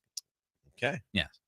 Along No with comment. Taz. Taz is with him. Oh, I love Taz. Tony Schiavone is also with him. Oh, that's old school WCW right there, Three-man brother. booth. Schiavone's kind of mailed it in, frankly. If you listen to him, he doesn't add too much. Okay. But then you've got JR doing Friday Night's Rampage. The reason why we bring all of this up is AEW is in town on March 8th. Yes. Which is what? Is it 2 weeks from this past Wednesday? I'll take your word for it. So Dynamite will be here at the G1. And we were sitting, you just heard this actually during the commercial break, as fate would have it. We did not know this was going to happen. But there's a promo running for AEW. There's a commercial. An ad. Yeah. Selling tickets. Yes. Right? And so we were sitting in the studio this week and the spot played. And Ramie looked at me and was like, do you have any idea what the hell Jim Ross just said? And so we thought it'd be fun. And throughout the week, we hear it runs at least once an hour, I would say. It's probably running once an hour, if I'm not mistaken. So what we're going to do is keep going, what did he say? We're going to play this. Are we going to play the whole commercial or just the JR soundbite? The whole commercial. Okay, There's no way to pull it. Yeah. Okay. We're gonna play the entire commercial. And I want you to listen specifically for JR. And we want to know on YouTube, you can chat to us if you'd like. Give us your best guesses. YouTube.com, Sactown Sports 1140. Give us your best guess as to what JR says during this spot. The hottest ticket in town. On Wednesday, March 8th, for the first time ever, AEW Dynamite and Rampage make their way to the Golden One Center in Sacramento. Don't miss the fallout for Revolution and what promises to be one of the biggest shows of the year. Don't miss MJF. I'm a generational talent. John Moxley. Get in the ring with me. It's dangerous as all hell. Kenny Omega, the Young Bucks, Saraya. I am the revolution. Bryan Danielson, Claudio Castagnoli, Jamie Hayter, Dr. Britt Baker, DMD. Eddie Kingston, Orange Cassidy, The Acclaim. Everyone love The Acclaim. The Acclaim's great. Glory, Hook, Hangman Page, Jade, FTR. Top guys out. Tony Storm, the Lucha Brothers, Wardlow, Darby Allin, Sting, Chris Jericho, and the Jericho Yeah, they're like Appreciation naming Society. everybody on the roster. And Literally. many more will be there live. No need. Don't miss AEW Live at the Golden One Center. Tickets are on sale now. All right, so if you were listening to the spot, I have no idea what he said. We'll play it one more time because there's the beginning of it, which everybody can make that out. Yes. What JR said. It's the second JR. It's the second soundbite. JR soundbite. I have no clue what he's saying. That's I know what he's saying, but I'm not going to spoil it for anybody. Let's do it one more time. It's the second time you hear JR. It's not the first when he starts off the spot. It's the second time when he speaks. On Wednesday, March 8th, for the first time ever, AEW Dynamite and Rampage make their way to the Golden One Center in Sacramento. Don't miss the What I got, you got to keep it to the papa. But the body got a bitty body papa. I have heard that ad 50 times, at least 100 maybe. I have no idea. Still what have JR no idea. Do you have any No. idea, JR? No, I do not. It literally I do sounds like not. me doing my Anthony Kiedis impression. What is he saying? You know? All right. So Ward has weighed in and he guesses blow the roof off this place on YouTube. YouTube.com, Sactown Sports 1140. Play it one more time. Can I hear it JJ? one more time? On Wednesday, March 8th, for the first time ever, AEW Dynamite and Rampage make their way to the Golden One Center in Sacramento. Don't miss the What? I still, it's like, You want me to tell you? You want me to? is he announcing a wrestler's name? Would you like me to solve the puzzle, Snoop? The puzzle. Yes, please. Solve this mystery for me. What is he saying? Play it one more time. On Wednesday, March 8th, for the first time ever, AEW Dynamite and There it is. Rampage make their way to the Golden One Center in Sacramento. Don't miss I still don't get it. Wrestling on the fields of the plains? Or what is he saying, man? What an ovation! Listen to this place. Is Really? what he says. Is that what he's saying? What an ovation! Really? Listen to this place. Yes. Okay. What an ovation! Ward says, "Where's the fish up in this place?" in this place? What an ovation! Listen to this place. Where's the fish up in this place? That's what I believe he said. What an ovation! Listen to this place. Wow. Yeah, I don't know how you got that. I think JJ keeps listening to it in the back. He's looking at me like, "What? One Center in Sacramento. What an ovation! Listen I to think this you got place." it. Yeah. I've listened to a lot of JR in my life. A lot of JR in my life. All right, let's go to quickly Nick Bryant. Nick on the phone. He's been waiting patiently. What's up, Nick? What's up, Nick? What's up, Saturday, Ramie? I just want to say, the Kings need to light the beam tonight. Beat the Clippers tonight. And win your game. Stay on your man. Play defense. I appreciate the message. phone call, Nick. Appreciate you. Nick calls in and gives the pep talk every once in a while to the Kings. We've had that a couple times. Play, good defense, stay in front of your man.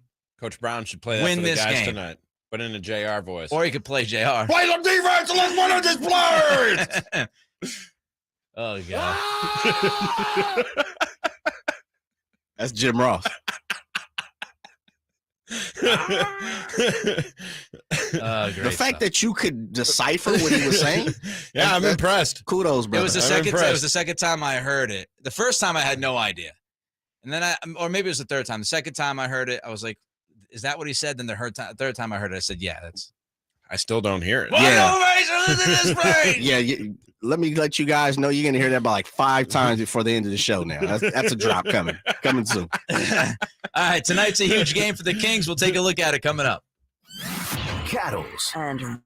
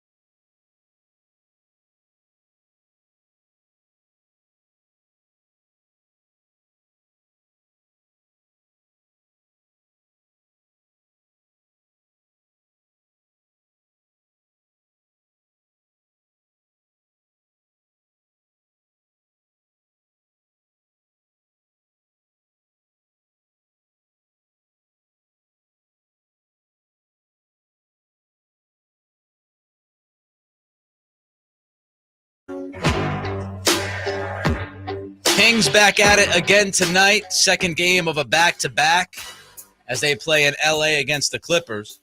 And, of course, when you talk back-to-back, you talk turning the page. You got to turn that page quickly. No matter what happened last night, it no longer matters as you get ready to play against the Clippers. Here was Terrence Davis in the postgame last night talking about this back-to-back challenge. We got another one tomorrow night, and, man, that team, they just added, Russell, just stacked from top to bottom. So definitely got to be ready tomorrow. The guys, gonna, especially the first group, gonna, want to come out and set the tone. So, we'll get to it tomorrow. So TD focused, understands the challenge at hand. Here was Domas. Now we got to test tomorrow, a really good Clippers team, they made a lot of big trades that put them in a great position, so it's going to be a big test tomorrow. We got to come focused. Big test tomorrow, focused, got to come right back, play as well, play better. They know the task at hand. And the Kings this year, Ramie, I said this yesterday, they are 5-4 this season on the second night of a back-to-back. We also mentioned this yesterday. They have the most back-to-backs the rest of this season. This is the first of 6 back-to-backs they have over their final 25 games, which is insane because if you think about it, 6 back-to-backs, simple math, that's 12 games. Half of your remaining schedule is on a back-to-back, which is, woof, man, oh, man. But the most minutes, you touched on this earlier in the show, Ramie. Most minutes from a King last night, Domas with 32. Mission accomplished, as you said, right?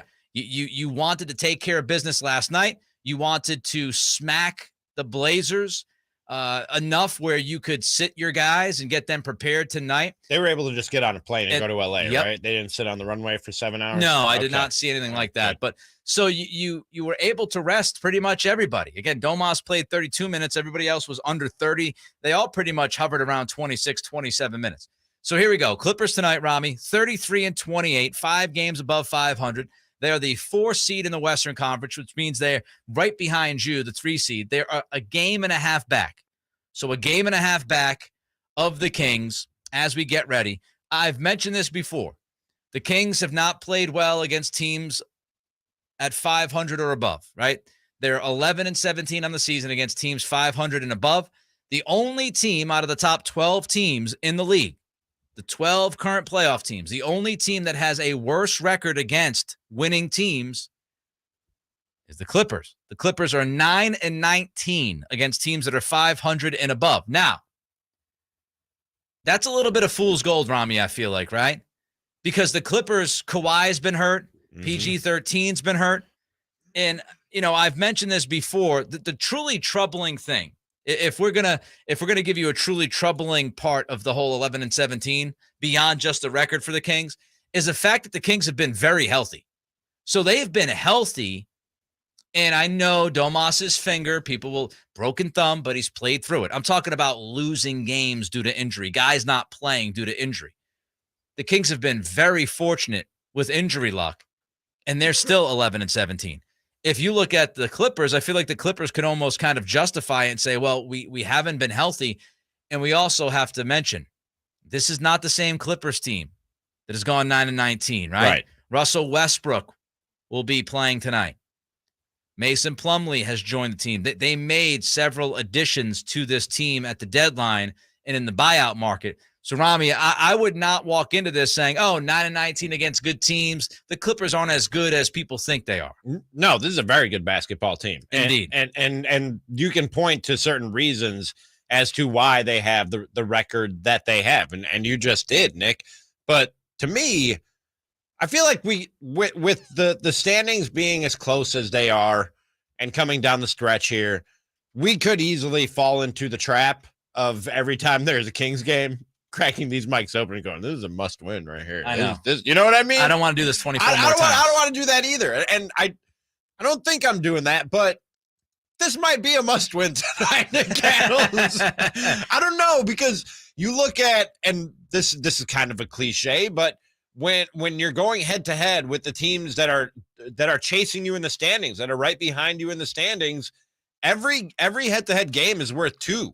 Because you're either going to be half a game up on them by the end of the night, or you're going to be 2.5 games up on them by the end of the night. And you have 2 with the Clippers, as they called it on Deuce and Mo today, a Clippers sandwich. They have one with the Clippers tonight, 2 against Oklahoma City, and then they come back to Golden One. It's kind of a big, fatty, meaty OKC sandwich, though, because you got 2 against them. Yes, but you have 2 against the Clippers. You get the extra meat. You have 2 against the Clippers in these last 24. 2 against the Suns and 1 against Dallas. Those are the 3 teams that are right behind you in the standings, and I think all within 3 games of you in the standings. You need to take care of business in those games to hold those teams off and to get that 2-game swing every chance that you get to hold on to this position as the jockeying begins for the playoffs coming up in a couple of months. Shout out to Baruski, who literally just sent me a tweet at Nick C Radio with a Google.com spreadsheet, Ramie, and I retweeted it. But he has a spreadsheet breaking down what the teams have to do, for the Kings to kind of stick where they need to stick. He said this might help you. Twitter handle again? I got to find it. At Baruski. No, you. Oh, mine. Nick C Radio. Nick C Radio. This might help you in the show today. Change the yellow box for wins to see what other teams need to do to catch them Kings. Wow, look at that. This is pretty fun. Good work. This is pretty fun. Good work. So for the Clippers to get to 45 wins, they need to go 13-8. It looks like. No, they need to go 12-9. Sorry. They need to go 12-9. I figured out the magic number. It's 20. Is it 20? It's 20. So I just Quite retweeted this. in that. You want to check it out. It might take a little time to kind of break it all down, but it's a great little breakdown from at Baruski, and I'll give him the full name out there. Buskee. 3 E's. Not many of you will remember that, but there you have it. I gave it to you. 3 E's. Got 3 it. E's. All right. 3 E's. Got it. So, all of these games against teams that are right below you are crucial, as we've said. In all of these games, in the next 24, most of them are important because most of them are going to be against good teams.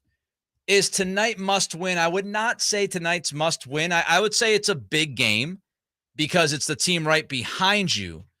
But I don't know if you'd say a road game, second night of a back-to-back is a must win. What if I said they have to win one of these 2 against the Clippers? And that was going to be like my next point is it's certainly not a must win for me because you play them again a week from tonight at Golden One.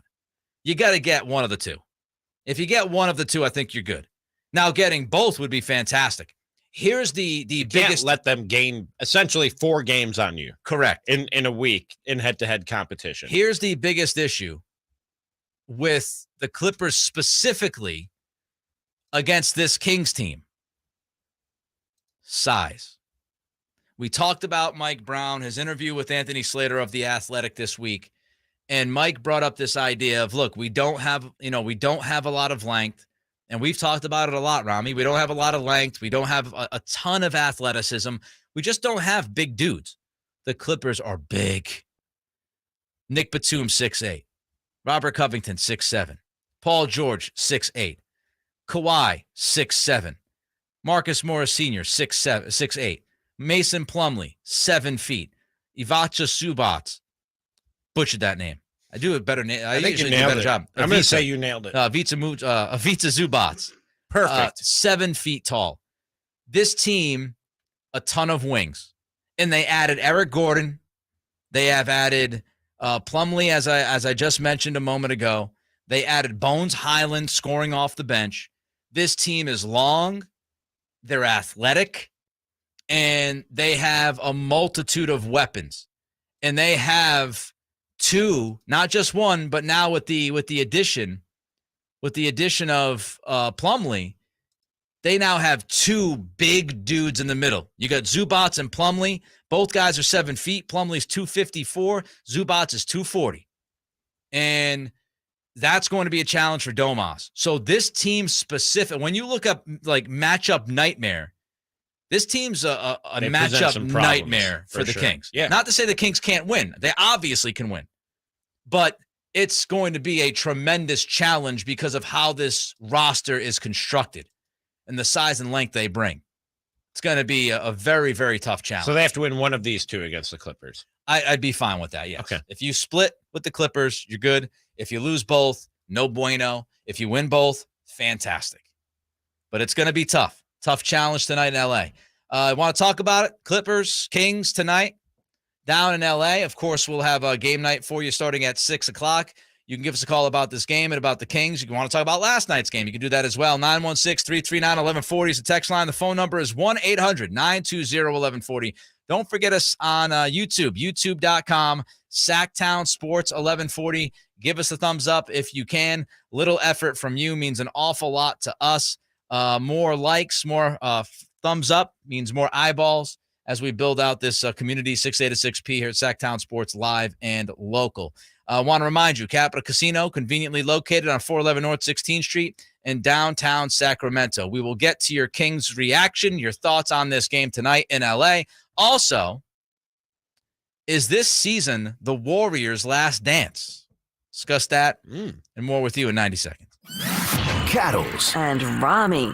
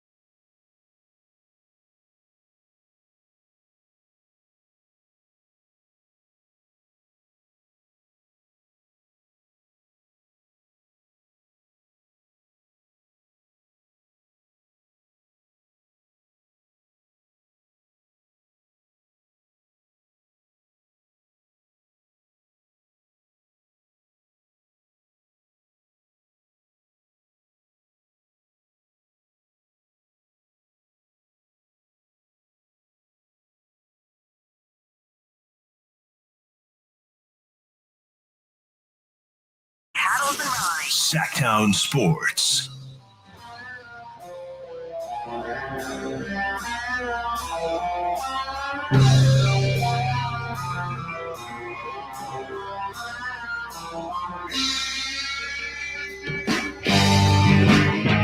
Little temperature check here on Kings fans on the text line. Two differing opinions. One text, quote, trying not to let Doomsday Kings syndrome overtake my optimism. Is that a real thing? Doomsday King syndrome? I guess so. Is there any medication for that? If you're experiencing Doomsday King syndrome. That's JJ. JJ, is there any King's Doomsday medicine out there? No, not that I know of. Okay. Then we have another text. They played Portland without their three best players. I know we love Fox. He should have had 40. Okay. I mean, he had 31 and he played like 25 minutes. Dude, I grew up watching Michael Jordan out and they were like, that guy should have 40. Like when they do it, it's awesome. You know what I mean? But never expect 40. I don't care who they're playing. Stop it. Man played 32 minutes. Not even. He played 26 minutes. Texter expected 40. Stop it. Whoever you are. What he expected. Stop it. Our guy Jay Cliff again. Who is the person behind the tweets of the spreadsheet we talked about last segment. Very impressive. At Baruski. If the Kings go 12-12, Minnesota has to go 14-7 to catch them while playing 13 of 21 on the road. So that's too complicated. You can pretty much eliminate the Timberwolves, I think. I say magic number's 20. Makes it much easier for me. Rich Ficker. Does Simone need a bodyguard in L.A.? I could run up there from San Diego if needed. Why would she need a bodyguard? I don't know, but I'm worried about her. She's been tweeting about Tom Cruise. And I was like, I tweeted at her, I said, you're on vacation tweeting about Tom Cruise. What is she saying about Tom Cruise? And she said, LA equals Hollywood equals Tom Cruise equals when in Rome. I don't know what that means. I don't know either. I'd like to solve the puzzle. She's Simone. Anyway, to get back to the Kings, Yama Sultani, hopefully I pronounced the name correctly, says Fox was super efficient last night. And Yama, I'm glad you brought that up. A little bit earlier in the show, I had mentioned, when you look at Fox, 5 Tom Cruise tweets. I'm sorry. Go ahead. When you look at Fox, this streak of 30-point games, the 5 straight games with 30 points or more from Fox, the worst shooting percentage from the floor that he's had is 47.8%. This dude is not only scoring 30 points a night, he's giving you 30 points a night on 50% or better shooting. I mean, he's been incredibly efficient, including last night when he was 11 of 15, and he missed his first 3 shots. 11 of 15 and missed his first three shots, which means he went 11 for 12. Hey, there you go. All right, my math is on point today, man. His next 12 shots, 11 of 12. He was tremendously efficient. One of the teams that we're watching here, Ramie, as we get closer to the postseason for the Kings, is the Warriors. And they lost to the Lakers, another team we're looking at. The Lakers beat the Warriors last night, 124-111. Curry, yes, he is still out. He did not play. The Warriors are now 29-30. They're officially 1 game under 500, 59 games in.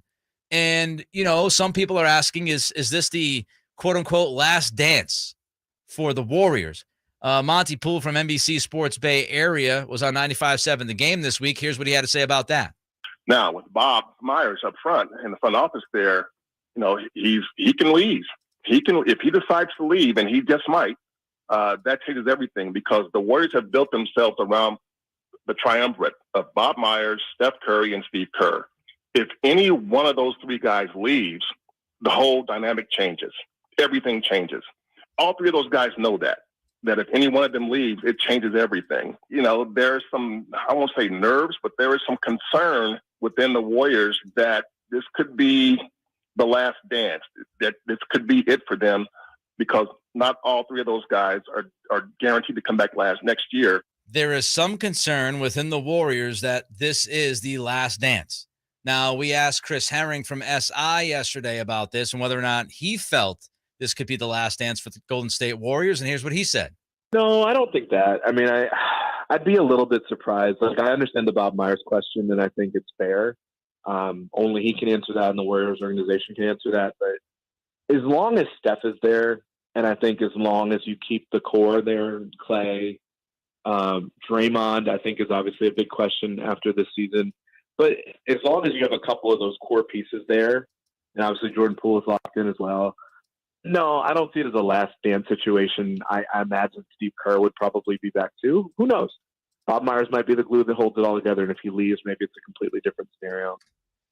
All right, Ramie, which person do you side with? Do you side with Monty Poole saying, hey, look, this could be the last dance, or do you side with Chris Herring and say, I'm not really too worried about that? Actually, Uber driver Alan asked me this today. If you missed it at the beginning of the program, Ramie took an Uber to the show today and struck up a tremendous relationship with Alan, the Uber driver. Alan, the Uber driver. And I told him, as they currently are constructed, these guys have done too much to completely count out the Golden State Warriors, right? Like you look at that roster and there's countless rings between the guys that are there and the coaching staff and everything else. I'm not worried about them catching the Kings in the Western Conference standings, but could I see the Warriors getting it together and being hot at the right time and putting together a run in the playoffs, including taking out the Kings in a 7-game series if they were to cross paths? Yeah, I absolutely could. After this year, they're cooked. They're done. I don't think there's anything left. That's it. Yeah. And I thought that before the Bob Myers stuff, just because I think they were putting their eggs in the Jordan Poole basket and that he was going to be the next, or at least one of Not only that, not only Jordan Poole, but also Moses Moody, who hasn't really done anything, and James Wiseman, who they traded as a salary dump. He's not even on the team dump anymore. They traded him and saved $131 million. I mean, when they had those 3 picks, Kuminga, Wiseman, and Moody, my immediate reaction was, holy crap, they're just going to kind of replenish. And when these guys age out, these young dudes are going to take over. That hasn't quite worked out for them. So I don't think Jordan Poole is necessarily good enough to be that guy, or maybe even one of those guys to be the core of a next wave of championship contender in Golden State. And when you look at Steph, Clay, Draymond, first of all, contract questions hang over two of those three guys here in the next couple of years. And you tend not to get healthier and better as you get up there in the years that those guys are entering right now. So regular season, no, not a threat. Playoffs, they become a threat again after this season. It's over. This is the last dance. I'd be concerned. And I lean towards your way, and I lean towards what Monty Poole said as well. Look, Bob Myers, to me, it seems that he's going to be gone. I don't know why he would not have a contract extension yet in hand. I mean, we spent so much time talking about Monty McNair and the fact that he hadn't signed an extension. Why would you allow your GM to be a lame duck? And that was with Monty, who had been here for a couple of years and really hadn't proven anything as of yet as a GM, right? Big picture wise. You've got Bob Myers, who has won championships, and he has not agreed to a contract extension. And we are now in late February. I think it's time for the Warriors to be concerned that Bob Myers is not coming back. And if Myers doesn't come back, as Monty said, and as I have read, Steve Kerr is pretty much tied at the hip. If Myers doesn't come back, I don't think it's a big stretch to believe that Kerr will walk away. Once you lose those two guys, now what happens? That's just front office and coaching staff. Then we have to look at the age of these players. Then we have to look at the fact that Draymond Green has a player option, which he is not going to pick up. Draymond will be a free agent. So you could have Curry coming off of a season when he had multiple injuries. Clay's been a little up and down for the most part, right? Draymond gone. Moses Moody giving you nothing. You traded Wiseman. Kuminga's been inconsistent. You have hope for him, but that's pretty much all you have. Jordan Poole is a one-way player. As good as he is offensively, he's a one-way player. So you're looking at a huge luxury tax number. If you're Joe Lacob, you're still paying tons of money for this team. So yeah, I mean, I think they're inching close to this thing. And look, I wouldn't rule them out this year, as you said. But I think the more time goes on here, especially without Steph, it's getting tougher and tougher for them to get to the playoffs this year. Yep. This West is not easy, as we talked about. They traded for Gary Payton Jr., who hasn't even played yet at the trade and won't play. And might not play, Probably won't play for a month, if he even plays at all, because of that injury. Kellen Browning of the New York Times wrote about the beam this week. He joins us next. Cattles and Ramie. Sactown Sports. Sacramento weather is brought to you by our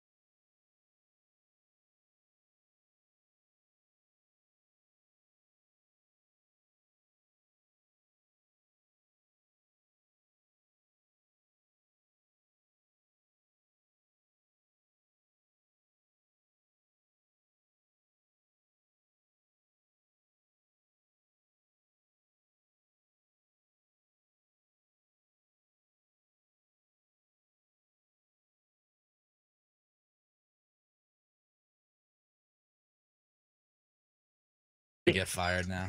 It's been a good run, guys. I got you back. We do. We have some kind of meeting. We are meeting the boss after the show. It might already be happening. All right, Kellen Browning, New York Times, is joining us here on Cattles and Ramie, Sactown Sports. All guests come to you from the Folsom Lake Honda Hotline. Folsom Lake Honda, your one-stop Honda shop. Kellen wrote a story this week about the Beam, and of course, all of us know about lighting the Beam. Kellen, your first impression of the Beam when you saw it, did you think it was corny? No, I did not. It was well, I guess I did, but it was also a religious experience for me seeing it for the first time. I was one of the people that I wrote about craning my neck out the window of the car to try to soak it in. So I was transformed. And you're a Sacramento native, right, Kellen? So this season, I'm somewhat new to the area. I moved here in July for this job, and the Kings suddenly have this turnaround, and you talk about it in the article. It's been palpable to me, like the turnaround in, I guess, the mood, the vibe of Sacramento with the Kings doing what they're doing. Absolutely, yeah. I grew up in Davis, so 20 minutes away. Sure. And it's been, like you say, a long, hard road of being bad and not making the playoffs. And fans stay loyal, obviously, but this is totally different. I think just seeing the excitement online, and I live in San Francisco, so I don't get to see it on a day-to-day basis in person. But then when I've come up there for games and seen people in the arena just going crazy afterwards, screaming "Light the Beam," it's really exciting, and it's really special because we've had to wait so long. Kellen Browning is with us again. He's from the New York Times, wrote about the Beam this week. What's the coolest thing, Kellen, about the Beam that you found out during your research and writing this story? I think one thing that really has stuck out to me is how much it's gotten people who aren't even sports fans, maybe would never care about the Kings, even if they were, the best team in the league, just because they don't follow sports. The Beam has gotten them involved in the team as well, and just in the success of the team. People, are seeing it. They live in Midtown or downtown. They see it out their window. They wonder what that could be, and they find out it means the Kings won this evening. And suddenly they're following along too. I think that's really cool. It's appealing to everybody. It's something that we can all celebrate, even if you're not even a sports fan. I don't know if you've thought about this, Kellen, but there is one drawback to the Beam. And I've brought this up a couple times on the show. My co-host finds it hilarious that this keeps happening to me. You mentioned Midtown. I live in Midtown. And with today's technology, some of us we're busy in our day-to-day lives, we'll just, DVR it and watch the game later. And you do that, you step out on your balcony, and there's a giant purple spoiler in the sky, Kyle. It doesn't help. It's not helpful sometimes, is all I'm saying. I love it. I think it's cool, but it's just not helpful at times. Yeah, you got to close the shades, I think, if you're if you're watching it behind. That used to, I don't have that issue, like I said, down in San Francisco, but I sure wish it was viewable from down here. And instead, we got a lot of Warriors fans. So. Kellen Browning is with us here on the Folsom Lake Honda Hotline. Folsom Lake Honda, your one-stop Honda shop. What surprised you the most when you were writing this story? Anything? It's a good one. I mean, I think just how much the players themselves have embraced this, right? Like embraced the Beam. Obviously, they like the city. They support the fans. They're all in this together. But I think this could easily have been a gimmick that didn't catch on, and that the players thought was, like you said, kind of cheesy. I just like how much they are all bought in, and you've seen Fox and Herter tweeting about it. I talked to Harrison Barnes for the story, and he was all in on the Light the Beam stuff. So I think it's cool that the players have embraced it as well. We're all in this together. As a lifelong Kings fan, and you can feel the love for the team in this article. You can feel the pain that you've suffered as a lifelong Kings fan. I've noticed since I've come here, Kellen, that while everybody's enjoying this and it's very exciting, and we talked about it earlier in the show, that this is kind of rubbing off on me a little bit too. There's that waiting for the other shoe to drop. Like, this is almost too good to be true, and it's going to take a turn for the worse before long. Do you have that in the pit of your stomach? Have you been conditioned by the trauma of a lifetime as a Kings fan to have that in the pit of your stomach or in the back of your mind?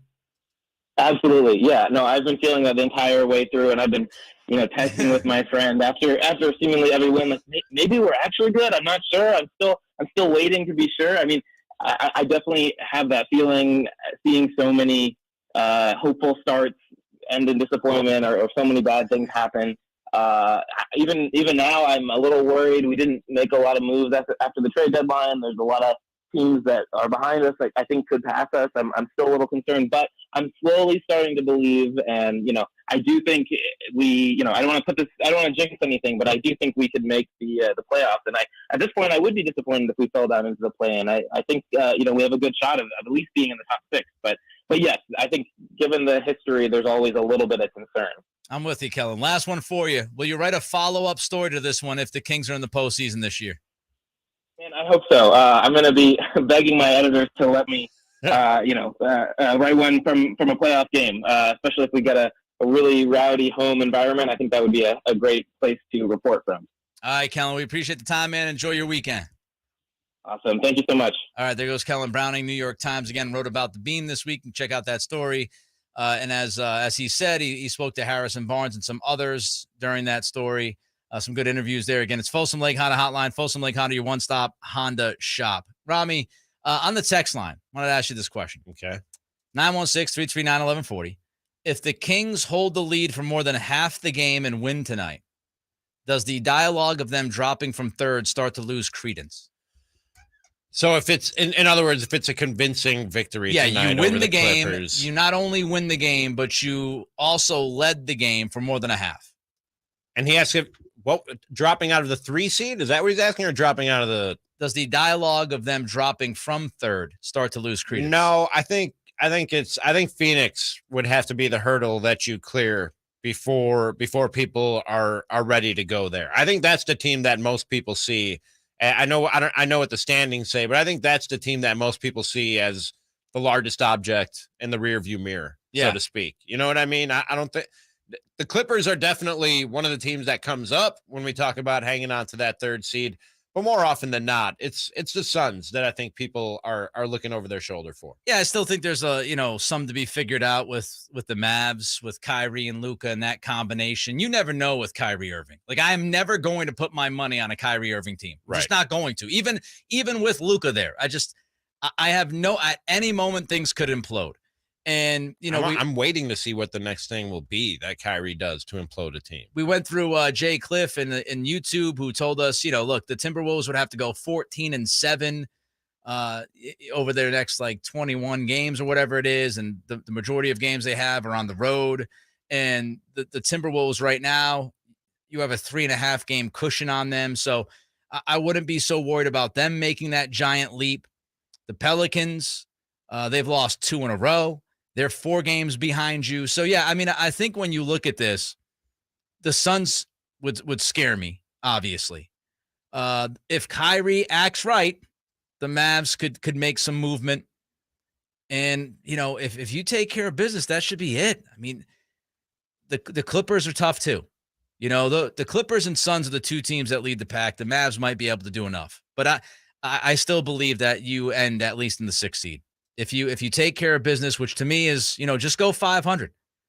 I'm not telling you that you got to trade, that you've got to that you've got to go, 3-4 games above 500. Right, yeah. I said trade because I'm looking on Twitter, and right now Tom Pelissero of the NFL Network is reporting that Jalen Ramsey is about to be dealt from LA.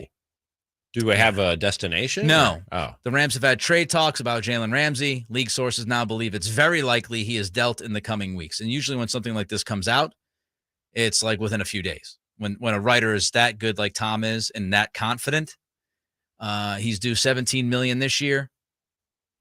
So LA clearing cap space, right? They let Bobby Wagner walk. They cut him. And now it looks like Ramsey is going to be traded somewhere. You think they'll trade him for draft picks, or are they still saying bleep them draft picks? No, I think they'll be trading him for picks. Okay. It's a fantastic question. Thank you. I think that philosophy is going to take a break for a little bit. I think it's now gather them picks as much as possible. As much as we can gather. Let's do it. All right, we go on the record next. Cattles and Ramie. Sactown Sports.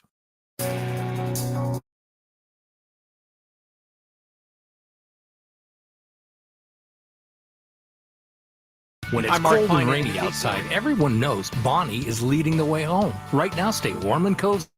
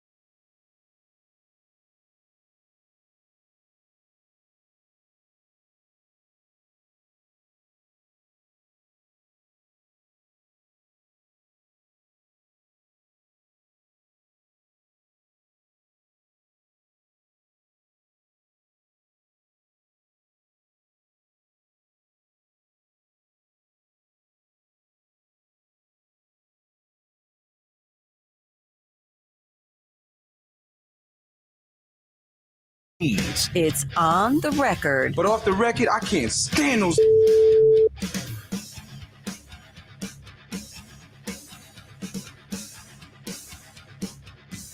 All right, let's get to On the Record in a minute. But first, just want to tell you, Capital Casino, conveniently located on 411 North 16th Street in downtown Sacramento. All right, Ramie, let's get to this On the Record. I'll start. We haven't checked the standings in a minute. No, that's a good point. Averages. Let's do that first. Good point by you. Let's have those, Jay? Let's check the. Yeah, I have those, sir. Let's check the batting averages here. Yeah, so I still have one weekend pending that I haven't been able to go through. Okay. But prior to that, Ramie, you're hitting a sultry 308, my man. You've hit on a few things there, brother. Like what? Let me go to the record books. Hold on. Take the mic back and let me go back to the other side. I'm sorry. I didn't mean to put you on the spot like that. I'm sorry, Jay. It's Welcome to my world. Yeah. Wow. I know, man. I know. I didn't know I climbed over 300. I'm excited. I want to know what it hit. Yeah. I didn't know. Then Nick, you're Ramie's above like, I want the full list.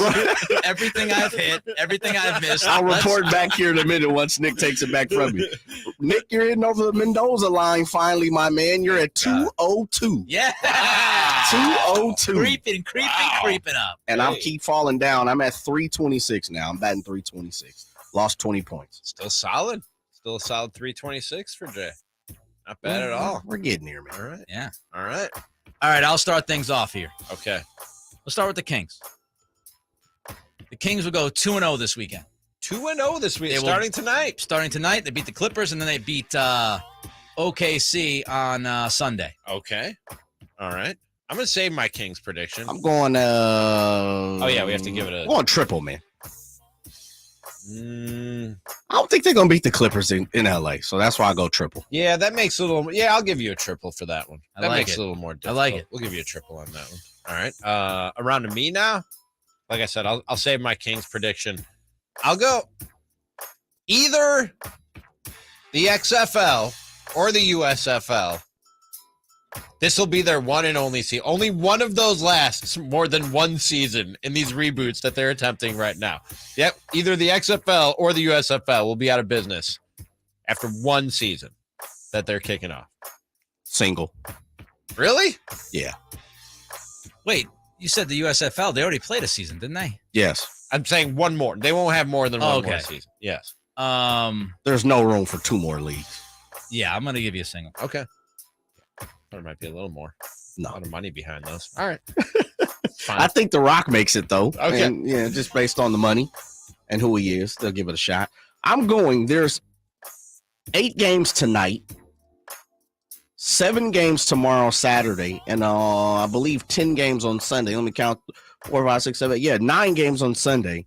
I'm going to say someone in the NBA is going to go for 50 this weekend. It's post All-Star time. Kawhi, we got guys really playing. They're going all out. Someone's going to go for 50 burger this weekend. I mean, we've had so many 50-point games this year. I can't stand JJ. You took that? I took that. You had that on your list? Yeah. My third one, an NBA player scores 50 points this weekend. Wow. Really? Unbelievable. That's such an obscure one for both of you to land on. I know. Wow. So I guess if both want to split it? If both JJ and I said it's going to happen, that probably lowers the chance. That lowers the. You could parlay it and say 2 50-point scorers this weekend. One up, Jay, with your prediction. Because that's a triple, right? Or I'll say a double just because of the volume of 50-point scores there's been in the league. All right, this so year. we'll go with a double. Double. Back around to you now? Yes. All right. We talked about Lamar Jackson earlier in the show, right? The idea that Lamar Jackson and the Ravens not necessarily seeing eye to eye about his value. He wants a fully guaranteed contract. The Ravens do not want to give him a fully guaranteed contract. Things are getting a little icy between the two sides. ESPN story came out with sources saying, yeah, we believe he was injured, but was he really that injured? Wink, wink. I'm here to tell you, Ramie, that Lamar Jackson will end up with an extension with the Baltimore Ravens. Oh, staying in Baltimore. Before the season kicks off, Lamar Jackson will get an extension with the Baltimore Ravens. All of this will be water under the bridge. The Ravens will realize that they cannot continue without Lamar Jackson, and Jackson will sign an extension.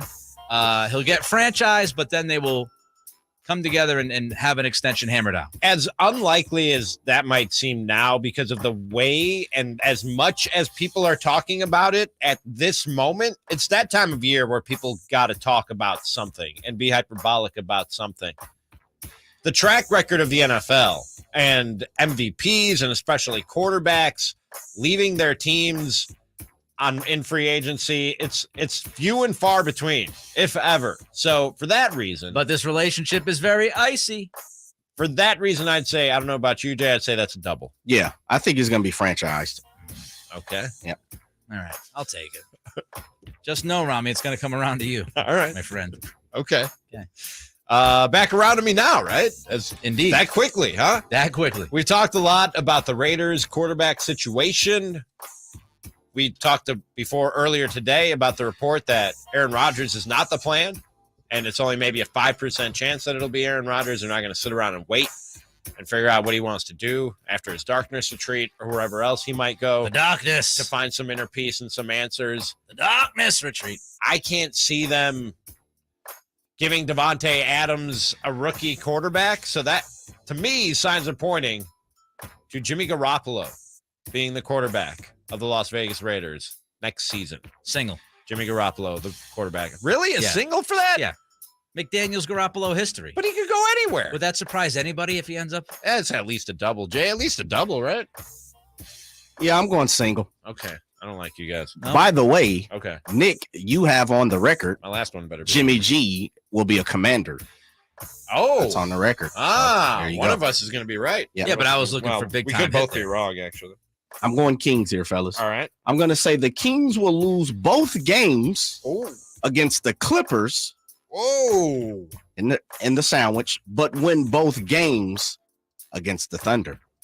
All right, so they lose tonight. They lose the bread. But they take care of the double meat. All vegetarian. I mean, all no. They're going to open face. No cards. Yes, no cards, baby.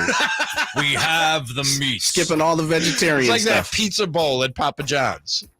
It's everything but the bread. I'm having a chicken bowl tonight. Straight carnivore. Chicken bowl. What's in the chicken bowl? Oh, Kelly did a little like a lime citrus kind of chicken with rice. And okay, mix it all, love it. Chicken, nice. We had a salmon bowl a couple nights ago. So here's the thing. I kid you not. Ramie yesterday was like, my stomach hurts, and your stomach still hurts. Yes. But I told you it's not a digestive thing. Yeah, I know. But yeah, let me tell the story. Sorry. Go ahead. Let me get down the road here, buddy. Okay. So I said, well, maybe it was something you ate. What did you eat? And Ramie said, I ate salmon. I ate salmon and broccoli and whatever. Very healthy meal and rice. And then later in the show yesterday, JJ tweeted out how you know food's good when you eat it cold, when it's cold. And so we asked JJ what he had. He had salmon. Last night I get home. I feed the dog, put the dog food away. I'm like, hey, honey, what's for dinner tonight, by the way? She's like, salmon. I'm like, you got to be. I said, you got to be kidding me. She's like, what are you talking about? I was like, Ramie and JJ had salmon yesterday, and I'm having salmon tonight. That's quite the coincidence. Is Simone having salmon in LA right now? How about that? All I've seen is there are beers. I haven't seen anything about salmon. Yes. Yeah. All right, so I guess this one's been picked for me since JJ stole it. What'd you say, 55? Am I going 55? Well, hold on. You guys got to give me something. Oh, yeah. Oh. You didn't lace me up. Yeah, we got caught up in our It's always about story. Me. It's always about me. About my salmon. So you said lose both against the Clippers, win both against the Thunder. I'll say that's a double, right? I'll go double. 50-50 double. I don't feel like it's worth battling over. Yeah. NBA player will score 55, I guess. Oh, okay. Up Is that the what we're ante doing? a little bit. Sure. Can always up the ante. Or make it two. Could make it two players will score 50. An NBA player will score more than 50. Let's just put it that way. I like it. Yeah. I like it. You're doing a little Price is Right thing. Well, yeah. You're damn right I am. All right, back around to me. Wait. Oh, yeah, that's right. We got to give you, well, what do we say for Jay? A That's double? a double, so he's got to get the triple. Triple. This is yeah, terrible execution by you and I in this segment so far. Back around to me. Kings are going to be on a 5-game win streak. 5-game win. They started a 5-game win streak last night. Wow. Yes. Home run. Home run. You got to beat the Clippers twice. You're going to beat the Clippers You got twice to and beat Oklahoma OKC City twice on going the road. on at least a 5-game win streak. Yeah, that's a home run to me. All right. JJ, home run on that? Yeah. All right. We'll go a dinger. All right, JJ, what you got? Yeah, I'm going to finish with a little entertainment. I got Apollo Creed already on the record, so I'm going John Wick will come out next March 24th, I believe. I'm going to say, now, they've already said there's going to be a John Wick 5. So they did? I thought this was the last one. Allegedly, there 5's coming out. Okay. So he's not going to pass away here. Okay. So we know that, right? All right. So I'm going to say that John Wick will, and some kind of way me and Chris are going to figure this out. Uh-huh. I'm going to say John Wick will take over 100 people's lives in John Wick 4. And the reason why I'm saying this is, Nick, I know you've never seen John Wick 3, none of them, right? I've never seen any of them. Okay. What? Yeah. This dude. Not a big fan of Keanu. Look, his body count is off the charts. Through the roof. Off the charts. And in part 3, and Nick, I'm not spoiling it because I don't think you're going to watch it anytime soon. When they're in the knife battle, Ramie, against, yeah. And, I mean, they're throwing so many different knives. I was like, man, it just popped in my mind. This dude is literally taking people out left and right.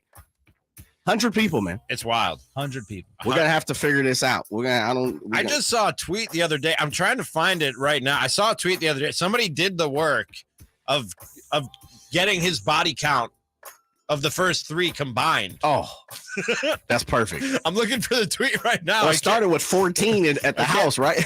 I got it. I got it right here in front of me. So, but you're sticking with that? I'm sticking with 100. Before I give you the numbers and the history, 77 in the original John Wick, 128 in John Wick Chapter 2. Oh, single then. And then 94 in John Wick Chapter 3, Parabellum. So he's had 77 to 94 and a 128.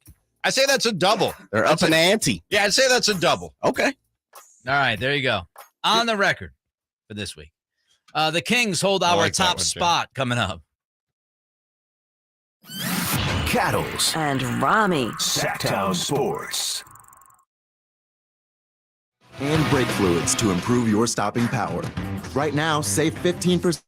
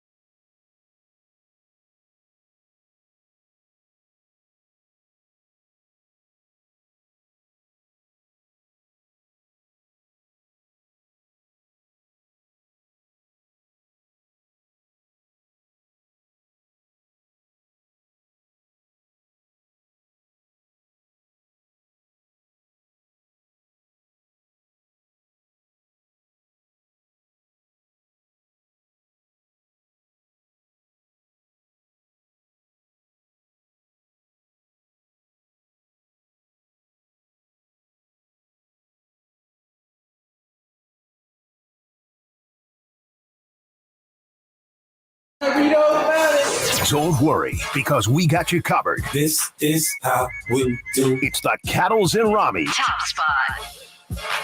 Yeah. At number one spot on a Friday, he's Ramie. I'm Cattle, Sactown Sports. Final hour of the show, getting you ready for game night. Game night pregame, then, of course, Clippers, Kings down in L.A., then we'll have the postgame as well. All here on Sactown Sports. Ramie, last night, yes, sir. Kings walk away with a victory. Not the best start ever. Down 19-4 quickly in that game against the Blazers, and it left you with a little bit of a weird feeling. Yeah, I don't know. I hope I'm not going to be feeling this all post All-Star break and into the playoffs, Nick, because physically I don't know if I could take it. The feeling I had in my stomach last night, because when they got off to that slow start, and this isn't a sports talk radio host overreacting to a slow start. Stop it, you sports talk show host overreacting. Easy win, which is what it should have been. At the end of the day, I'm happy with the way the game went. But the way it started, where they had, 5 points or 6 points in the first 5.5 minutes? And then De'Aaron Fox goes limping off the court and takes a seat on the bench for a few minutes. I wasn't just like, oh, man, this might be a bad loss. I was like, oh man, this is the beginning of the end. This is There was like a moment of Armageddon. Yeah. Yes, because I've been hearing. Look, man, I got here 7 months ago, 8 months ago. This is my first Kings season, but all I've been hearing from Kings fans all season, when I get a little out ahead of people's expectations in talking about this team, is slow it down, Ramie. Pump it back a little bit, because they tend to disappoint even when they give us a little bit of hope. Right. It turns out to be just that, hope, and then disappointment. And so I don't know if what did we call it earlier? Bucks something, Kings trauma disorder. Kings, I forgot what it was. Somebody tweeted it in or texted it in. Post-traumatic Kings disorder. I don't know if that's what it is, or PTKD. I don't know if that's what it is, man. But for a second last night, I started to fall into that trap of waiting for that other shoe to drop, and thought it was dropping last night. I wasn't too worried. I thought they'd be fine. That was a little bit of the post-vacation, post-All-Star break malaise.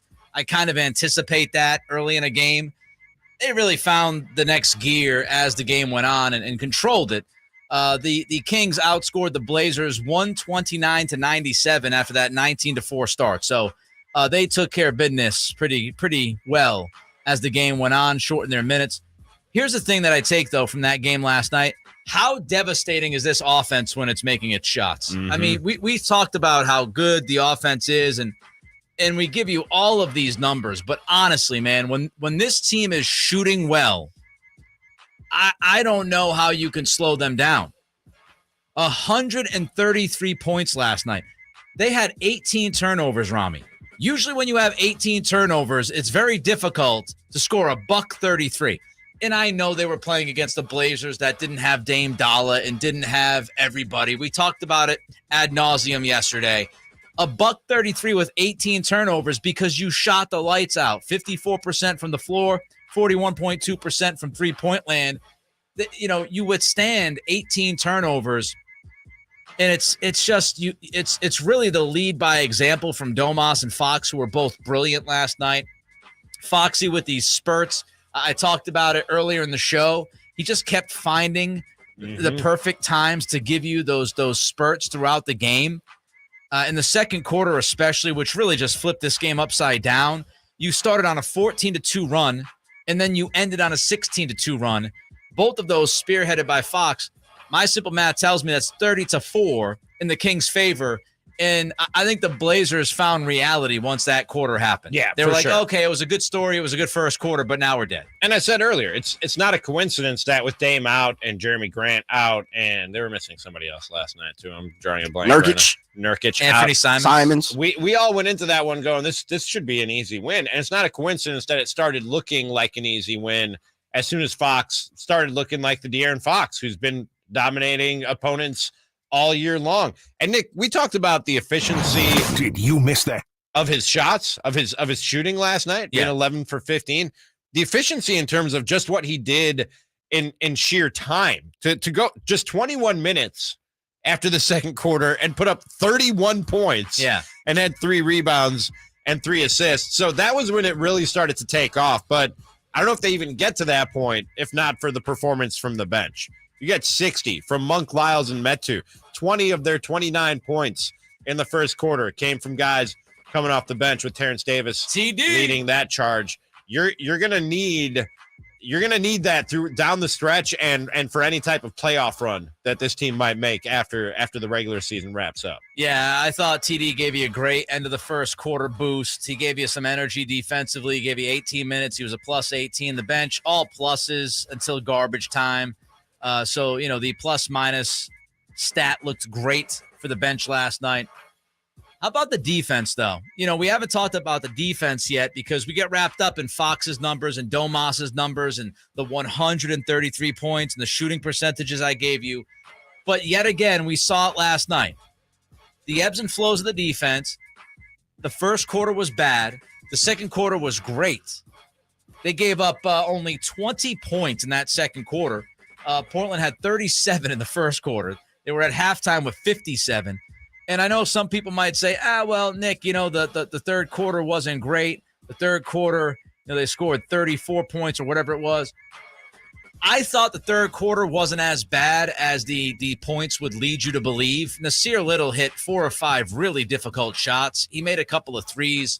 I did not think it was necessarily bad defense by the Kings that led to those points. And then I know we can look at this and say, well, the Blazers scored 25 points in the fourth quarter. First of all, that's still a great number. Second of all, a lot of those points came after the game was pretty much all done. Like the early defense, the first 4 or 5 minutes in the fourth quarter gave the Blazers no hope.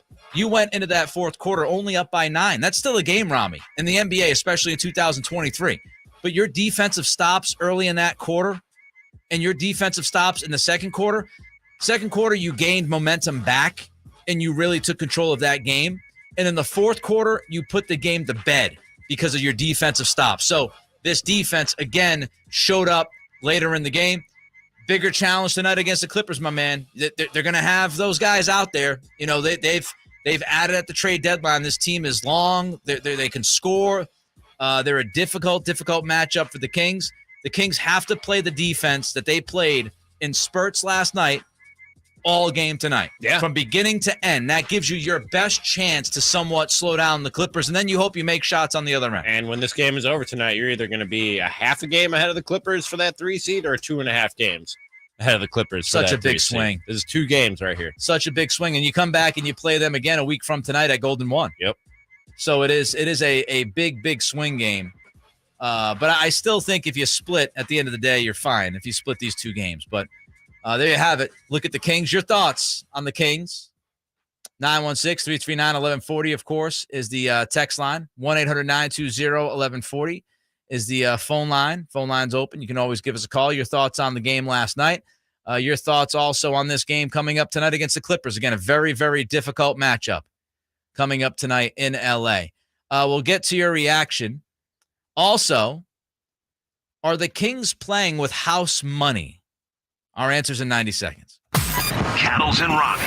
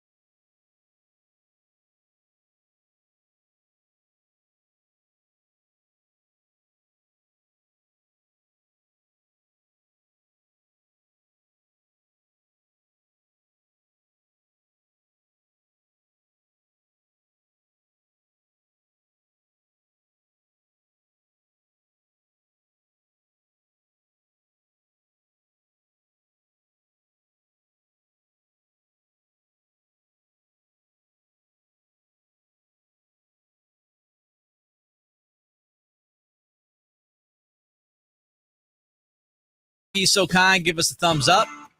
More thumbs, more likes means more eyeballs. Trying to build this channel, build this community, build this brand at Sactown Sports. 6A to 6P, live and local. Dave and Jason in the morning, Deuce and Mo in the midday.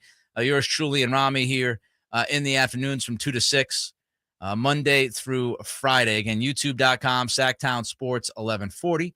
Want to remind people out there, time to check out Coastside Medical Clinic, dedicated to providing breakthrough remedies for men. Ramie, we have a poll question up in the YouTube channel, in that YouTube chat. Oh, do we? Where did the Kings finish the year? Here are your options. A, overtake the Grizzlies for the 2 seed. B, stay at the 3 seed. C, between the 4 seed and 6 seed. And then D, in the play-in. And so far in the play-in is last at 2%. So people very confident that there we go. This team will make the playoffs. I like that confidence. Staying at the 3 seed, 15%. Not quite as confident in that. Second from the bottom. Okay. Overtaking the Grizzlies for the 2 seed, 24%. Oh. So almost a quarter of the people think you're going to leapfrog the Grizz. Look at that. Do you have a message for those people, JJ? See, JJ. You're loco, man. See JJ just shaking his head.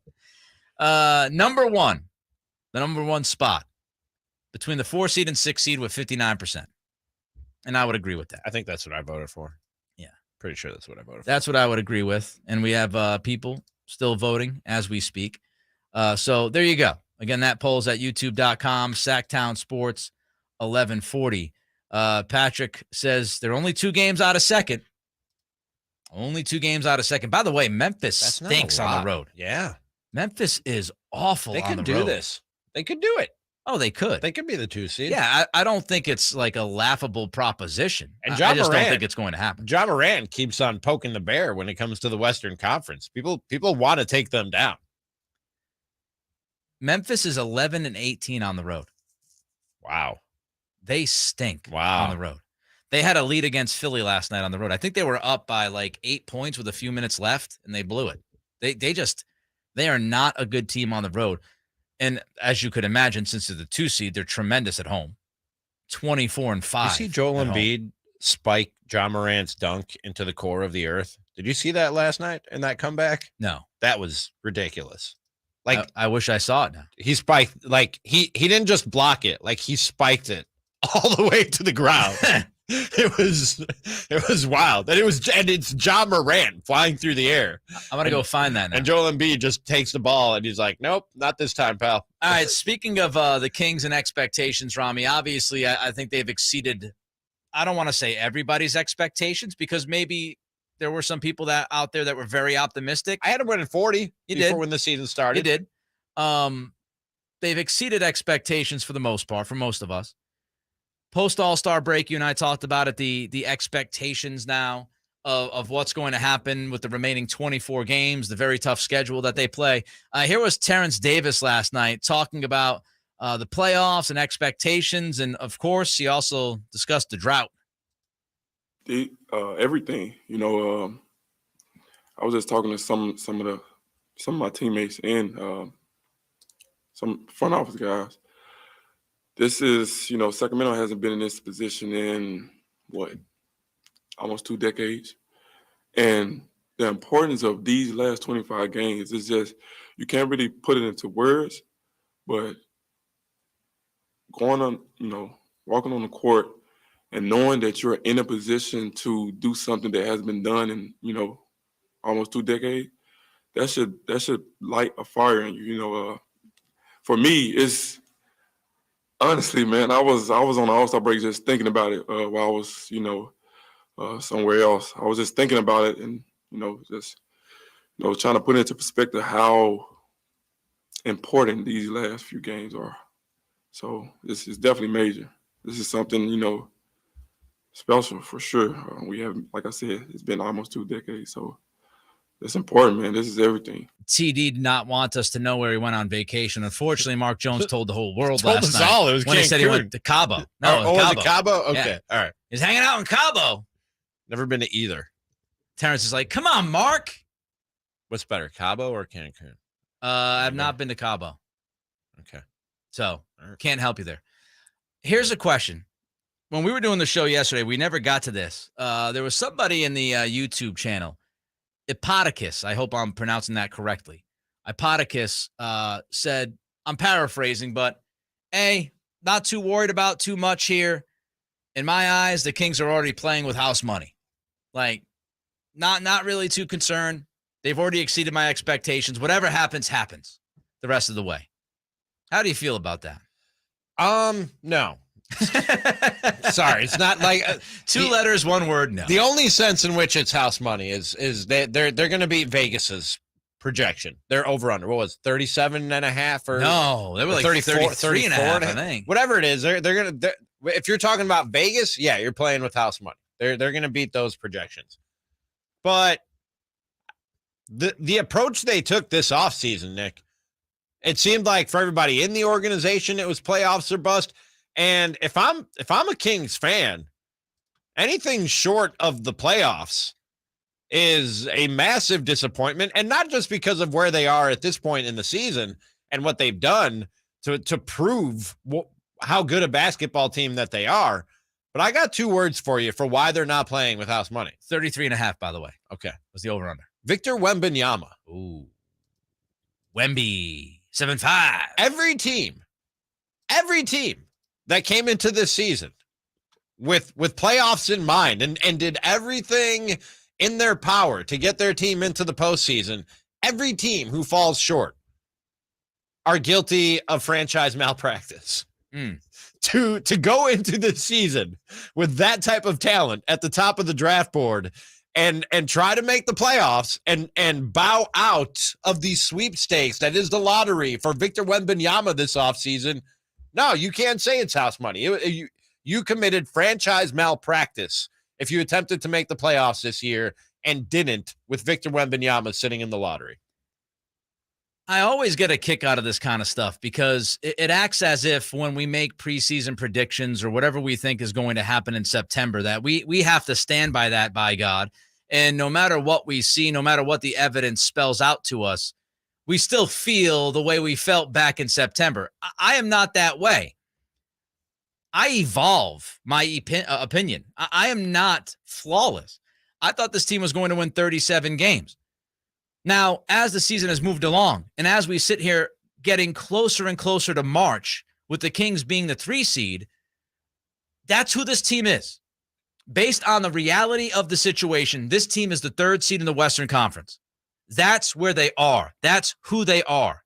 And so for me to sit here and say, oh, it's just house money, in a kind of way disrespects what they've done because I'm not putting much credence into it if I feel that way. We have a team that is solidified right now into the playoffs. Playoff standings, they are there, sitting at the 3 seed. And yes, there are 3 games, 3.5 games, whatever, away from being out. I get that. They're also only 2 games away from being the 2 seed, as we just mentioned. This team controls its destiny, man. If this team plays good basketball, if they play 500, they are most likely going to get into the playoffs. Now, if you said, like I said yesterday, you play 500, you finish with like 45 wins, but other teams just played unbelievable basketball. KD's Suns went on a ridiculous run, and the Clippers played great with all their new additions, and you barely slid out of the playoffs. You made the play-in, but you still won 45 games. I'd say, all right, that's a good year. That's a really good year. But right now, you control your destiny. And what I don't want to do, Ramie, and I'm not saying this is what Ipodicus did yesterday in YouTube saying, oh, it's just house money. I do not want to rationalize an end of the season collapse. If this team collapses at the end of the year, that's what happens. Yeah, I don't think there's any rationalizing that. They collapsed. If that's what happens, if they win 7 of the last 24, they go 7-17, they collapsed. Yeah. Because they were in the position to take care of business, again, controlled their own destiny, and they fell apart. That's what the story is. It's not, oh, well, we thought they were, like, I don't want to do like, oh, they won 41 games and I had them winning 37. And yeah, if it's a collapse, if they fall apart. Right. You're not, if they finish strong, but other teams finish stronger, like you said, the Kevin Durant sense, that's one thing. But if to me, 500 is strong. If they fall apart and lose 16, 17, 18 of these last 24 Correct. games and let teams catch you. Don't rationalize that. That's a failure. Yes. That's a failure. Do not rationalize that. Agreed. With what you thought this team was going to be in September. Because what you thought this team was going to be in September, guess what? No longer matters. Yep. No longer matters. Wipe it away. Erase it. This is about the next 24. Get one of those Men in Black things. Starting tonight in The red LA. light. Yeah, one of those. Erase your memory. A juicy story with dirt on a franchise QB1 came out today. We'll give you those details next. Cattles And Ramie.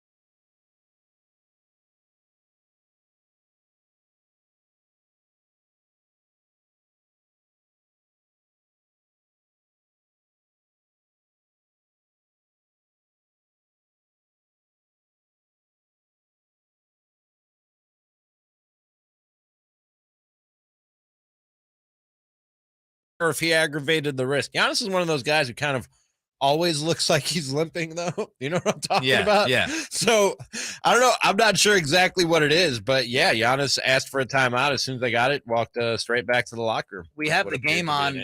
We have the game on in the studio. I do not see him in the bench area.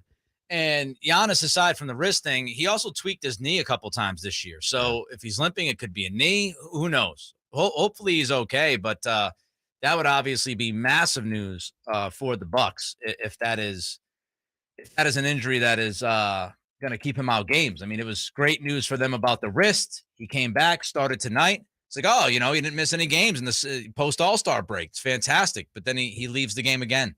I just saw somebody tweet, Giannis will be back for the Phoenix game on Sunday because the last time he had an injury, he came back and won a championship. Imagine if he did. We were talking about house money and whether or not we believe the Kings are playing with house money now. Neither of us do. Zero Blink on the YouTube chat, youtube.com, Sactown Sports 1140. We're ahead of schedule, but give me all of the money. Yes. I think, as you said, Ramie, 33.5 was the over-under. The Kings are just waltzing through those expectations, but there's still a lot of basketball left, and these guys got to take care of business. And I mentioned it earlier in the show, post-game last night, what I took from a lot of the comments, this team is just talking about nonstop how big these games are that are left. So the message has clearly been sent by the coaching staff. Yeah, they're not hiding from it or running from it. They know. No. All right, let's get to this juicy story that came out in The Athletic today, Ramie.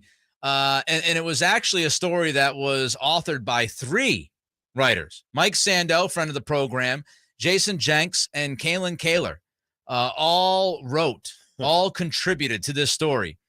And tough look. The gist is that Russell Wilson wanted Pete Carroll and John Schneider, the GM in Seattle. He wanted both of them out. Here is part of the story. Wilson asked Seahawks ownership in February of 2022 to fire Carroll and GM John Schneider with hopes that the team would hire Sean Payton to be the coach. How full circle is that?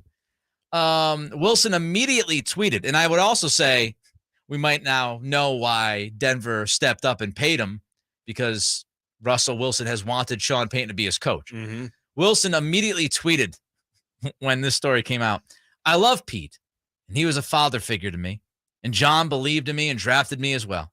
I never wanted them fired. All any of us wanted was to win. I'll always have respect for them and love for Seattle. Nobody is surprised that Russell immediately went to social media to tweet that. Here was Wilson last February. So let's put this in perspective. Let's give it the context. The story in The Athletic says that Russell Wilson in February was asking Seattle ownership to get rid of Pete Carroll and John Schneider. At the same time of year, in February, Wilson was on our friend Rob Stats Guerrero, his podcast. And at the time, here is how that conversation went. Do you want Pete Carroll there? Of course, man. Pete's the best. He's the man. He's a great coach. Because it seems like you guys have kind of butt heads the last few years. We don't butt heads. Pete and I don't butt heads at all. I think that Pete and I, we share a lot of the same thoughts. We want to win. I think that's kind of where our mindset has been the whole time. If this story is true, lying through his teeth, you look back at that and woo, that's like the Stan Van Gundy, Dwight Howard moment. Remember that? Yes. When Van Gundy was like, That was one of the most awkward moments in history. And Howard came over and wrapped his arm around him. I love Steve. We all love each other. You know what just happened a minute ago, Dwight? Everything's great. Don't worry about that. I mean, it's just. I 100% believe this report. I do too.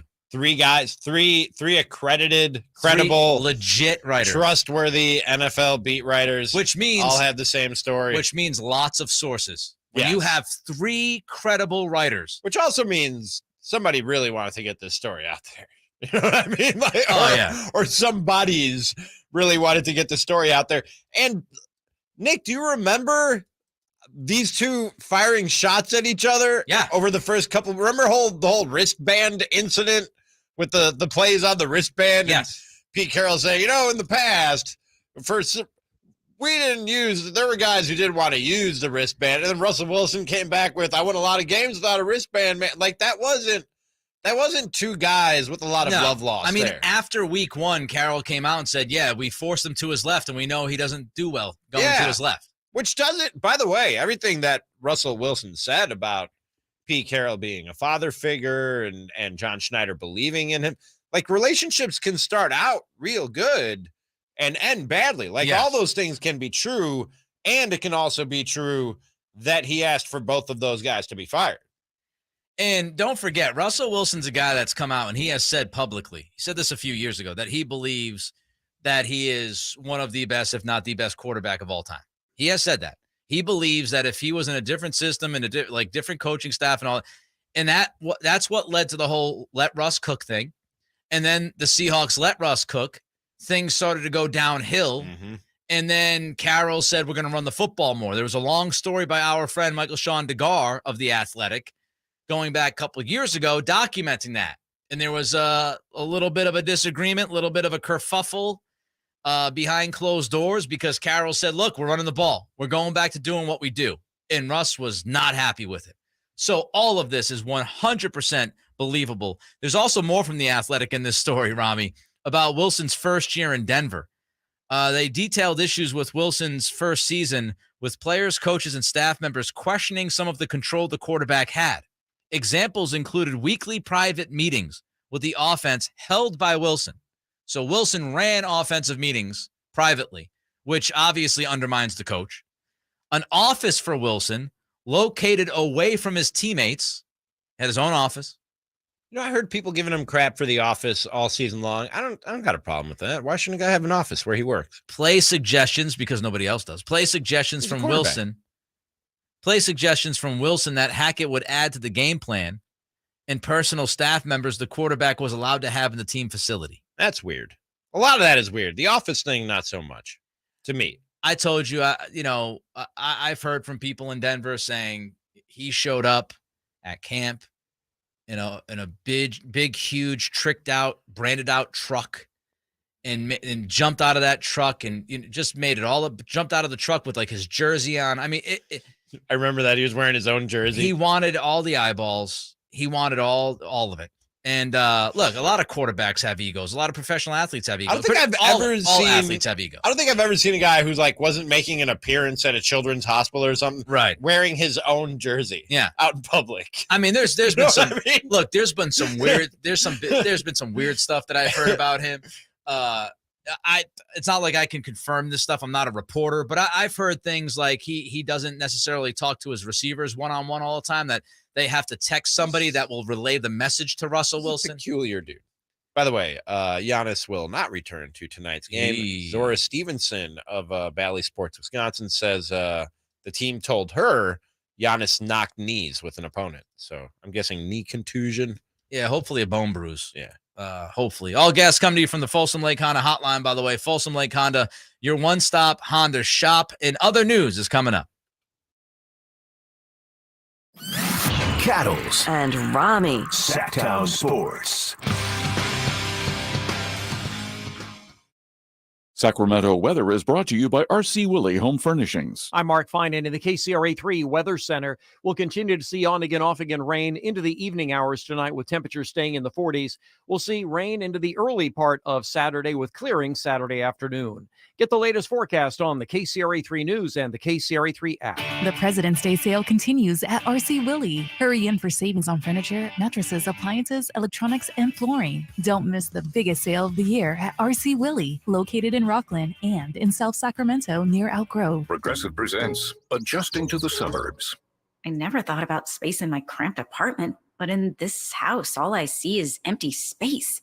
The sofa and ottoman look like tiny islands in a sea of hardwood floors. I could get 2 ottomans in the living room, but then I'd need another sofa. I could tell people I'm into minimalism. Anyway, when you save with Progressive by bundling your home and auto, that's the easy part of adjusting to the suburbs. Progressive Casualty Insurance Company, coverage provided and serviced by affiliates and third-party insurers. Big savings are back at Folsom Lake Honda, your one-stop Honda shop. The wait is over. Folsom Lake Honda is loaded with new Hondas ready to sell now. Over 35 Civics, over 30 Accords, over 50 trucks and SUVs, Ridgelines, Pilot, CRVs, including hybrids, and low interest rates at Folsom Lake Honda make for lower payments. See all our specials, apply for financing, and value your trade at FolsomLakeHonda.com. Folsom Lake Honda, yeah, your one-stop Honda shop. Power Business Technology is proud to be 100% independent, locally owned, and managed Toshiba copier dealer. Local ownership cuts out the red tape, allowing ourselves to never be too busy to personally answer the call when our clients need us. Recognized for excellence in service execution, training, and customer service, we're proud to be named a 2022 Toshiba ProMasters Elite Dealer. Contact us today for all of your business printing needs at 844-POWER-BZ. That's 844-769-3729, or visit us at PowerCopier.com. Individual rates, coverage, offerings, and savings may vary, subject to terms and conditions, not available in all areas. Hey, small business owner, when's the last time you checked your workers' comp rate? For many small businesses, workers' comp insurance is one of their biggest costs, but some don't check their rate often. Did you know rates can vary? In fact, taking 3 minutes to check your rate with Pi Insurance could save you up to 30%. Just go to trypi.com, share a few details about your business, and get a quote that's customized for you with no hassle or hidden fees. We know you're busy, but spending just a few minutes to check your rate could save you money. Plus, when you sign up for pay-as-you-go billing, your premium is based on your actual payroll, not an estimate. So your workers' comp audit experience is simplified. See how much you could save with Pi Insurance. Ask your agent for Pi, or get a quote at trypi.com. That's TRYPIE.com. Guys, did you know your testosterone level impacts your energy, libido, sleep, weight, hair loss, mood, and even ED? And right now, Revive Men's Health Sacramento will check your testosterone for free. They've helped thousands of men since 2011 feel and perform better. They're so confident they can help you, they even guarantee it. Schedule your free testosterone test, exam, and consultation today. Call 916-277-8599. That's 916-277-8599. Or visit ReviveMen'sHealth.com. Did you catch all the week's headlines? Check the headline, check the headline, here's the headline. Extra. Let the fellas fill you in on this week's In Other News. In other news, as we bid adieu to this week, get you ready for game night. Game night, about 15 minutes. Clippers Kings tonight down in L.A. No more updates on Simone. Hopefully everything's all right. She's on vacation down there in L.A. You think she's going to the game? Flash flood warning. Yeah, she is going to the game. She is? Okay. Yeah. She said she was going yesterday. Yeah, and the Disneyland tomorrow and Sunday. Back to back. That might not happen. The game is one thing. Disneyland, if these storms keep up. She says she's got tickets for 2 days. Okay. I'm just letting you know. Shoot the messenger now, Mr. Maglaw. Should be scalping them puppies outside Disneyland. Good luck with those tickets. All right, so in other news, Ramie, you start us off. I don't like ketchup. We've discussed that. And, yes, we have. And I don't like going on boat people. You guys go on boats? You ever go out on the old boat? Yeah. Really? Yeah. I can deal with it. I don't go out on a boat farther than I can see the shore. Why is that? That's my rule for getting on a boat. Are you afraid of like drowning? Because I might end up adrift at sea for 24 days with nothing to eat but Heinz ketchup, as happened to Elvis Francois. And Heinz is now looking for Elvis Francois so that they can give him a brand new state-of-the-art boat, releasing this statement on Instagram earlier this week. You may remember Elvis Francois as the brave sailor who survived on nothing but ketchup and spices while adrift at sea for 24 days. Well, Heinz wants to celebrate his safe return home and help him buy a new boat, but we can't seem to find him. So we're sending this message adrift. They can't find him. Into the sea of the internet, and the Instagram post is a message in a bottle along with this caption, because if anyone can help us find him, it's you. If you or anyone you know can help us get in contact with Elvis Francois, please drop us a DM. And this story came to light after the Colombian Navy found him at sea, and Dominica Immigration Services have tried to track him down but have had no luck. So the search has now taken to social media. He was found 120 nautical miles northwest of Colombia. So he was found, but he hasn't been found. He was found by the Navy, but then once he returned to his day-to-day life, apparently he went missing. He's been a hard man to find. Yeah. 120 nautical miles, and he was making repairs to his boat when bad weather hit and just pulled him out to sea, and then he lived for 24 days on ketchup, garlic powder, and Maggie seasoning. I've never heard of Maggie seasoning. I haven't either, but it's 2023. Yeah. Don't you have technology that should warn you that storms are coming, that bad weather could be out there? I don't know, man. Well, I would say maybe for some countries, no. Yeah, he maybe didn't have the resources for that, Nick. I'm guessing. He has a boat. He does have a boat. That's true. He does have a boat. I mean, fishermen have boats. Which means he has a lot of money. I don't know. This is why I don't get on boats. Because I might have to eat ketchup. Does he have a TV? Does he have a radio? Does he have anything that could say, "Hey, here's the weather coming up"? I guess not. I'm not asking if this guy's got like a a tablet. I don't know. This is why I don't get on boats, and also because you're afraid that you'd be stuck eating ketchup for 24 days and nothing. That's my nightmare. Nothing but ketchup. How long would it take you to give in and eat the ketchup? Oh, I'd eat it. I know, but how long? I don't want to die. No, I know, but how long? Day 2, probably. Day 3. Right to it. Right, you're right to it. Need some calories. You're not skipping no calories. Need some calories. Right on the line of death. All right, I'll take a spoonful of ketchup. No, I'm gonna wake up on day 2. Like, I guess it's ketchup. I might try. I had turkey burgers the other night. Oh man, with some zucchini fries. Oh, yeah, that's fantastic. I loaded it up with ketchup. I almost took a picture of it and sent it to you. You should have. I know. You should have. On the burger or the zucchini fries? Both. Oh my god. Let's go. Marinara with the zucchini fries. Committed. What are you doing? Committed. You're Italian. Heartburn. Oh my god. You just have no fun in your food life. There's no fun in your food life. Well, that's one man's opinion. When ketchup is the fun in your food life, you're living a sad food life. Who said ketchup was the fun in my food life? I'm saying ketchup is what I use as a condom. You just talked about how much you enjoyed the ketchup with your turkey burger and zucchini fries. I have actually the moral of the story was that I was going to send you a picture with a lot of the ketchup to get you upset. It wasn't that it means more because you dislike ketchup and you dislike ketchup on certain things. Exactly. So now every time we eat ketchup, it means more. It's bad on everything but burgers and fries. You're just going to get a picture of everything that I put ketchup on. I'm gonna block all of you. Verlad's been sending me pictures of hot dogs with ketchup on it. I don't need that. I don't need those kind of pics. All right, JJ, what do you got?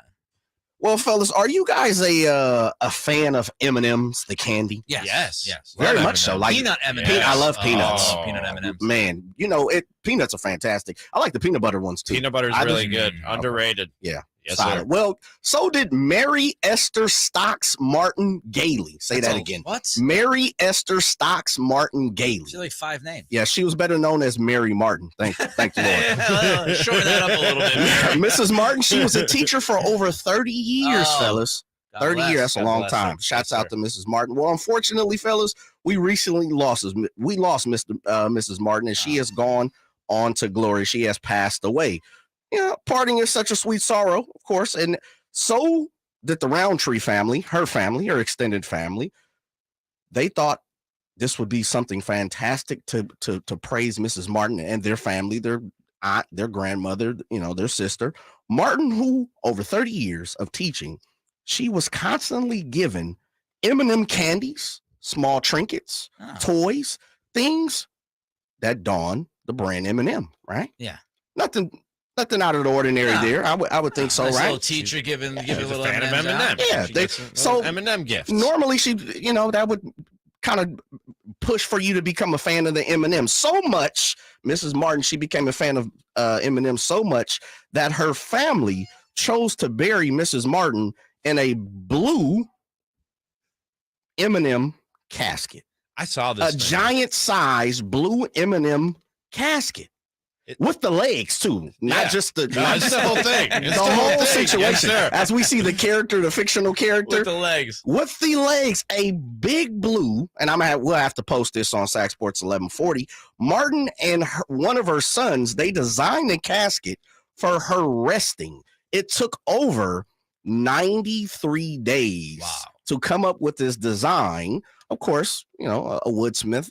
He helped with the situation. Mrs. Martin, she leaves behind 6 children and 57 grandchildren. She's definitely one of those 57 grandchildren. Yeah, I come from a small family, man. I know, I do too. There's a lot of work going on for 57 grandkids. Yeah, so she was buried in this blue M&M, and according to one of her sons, her name through 30 years as a teacher was Mary Martin. The students would bring her M&M candies, small M&M toys, which resulted in a large M&M collection. The casket is a tribute to over the 5,000 students she taught throughout her career. That's beautiful. She would be missed. That is beautiful. And I saw the casket, and it is some fine work. It is, man. Craftsmanship. Son did. Yes, sir. If you decided to be buried in a candy, what candy are you rolling with? Oh, it's Reese's peanut butter cups. For sure. Yeah, put me in a little paper, in one of those little paper wrappers. You want to know how brown cup? You know what I'm like a cup, the brown cup. Yeah.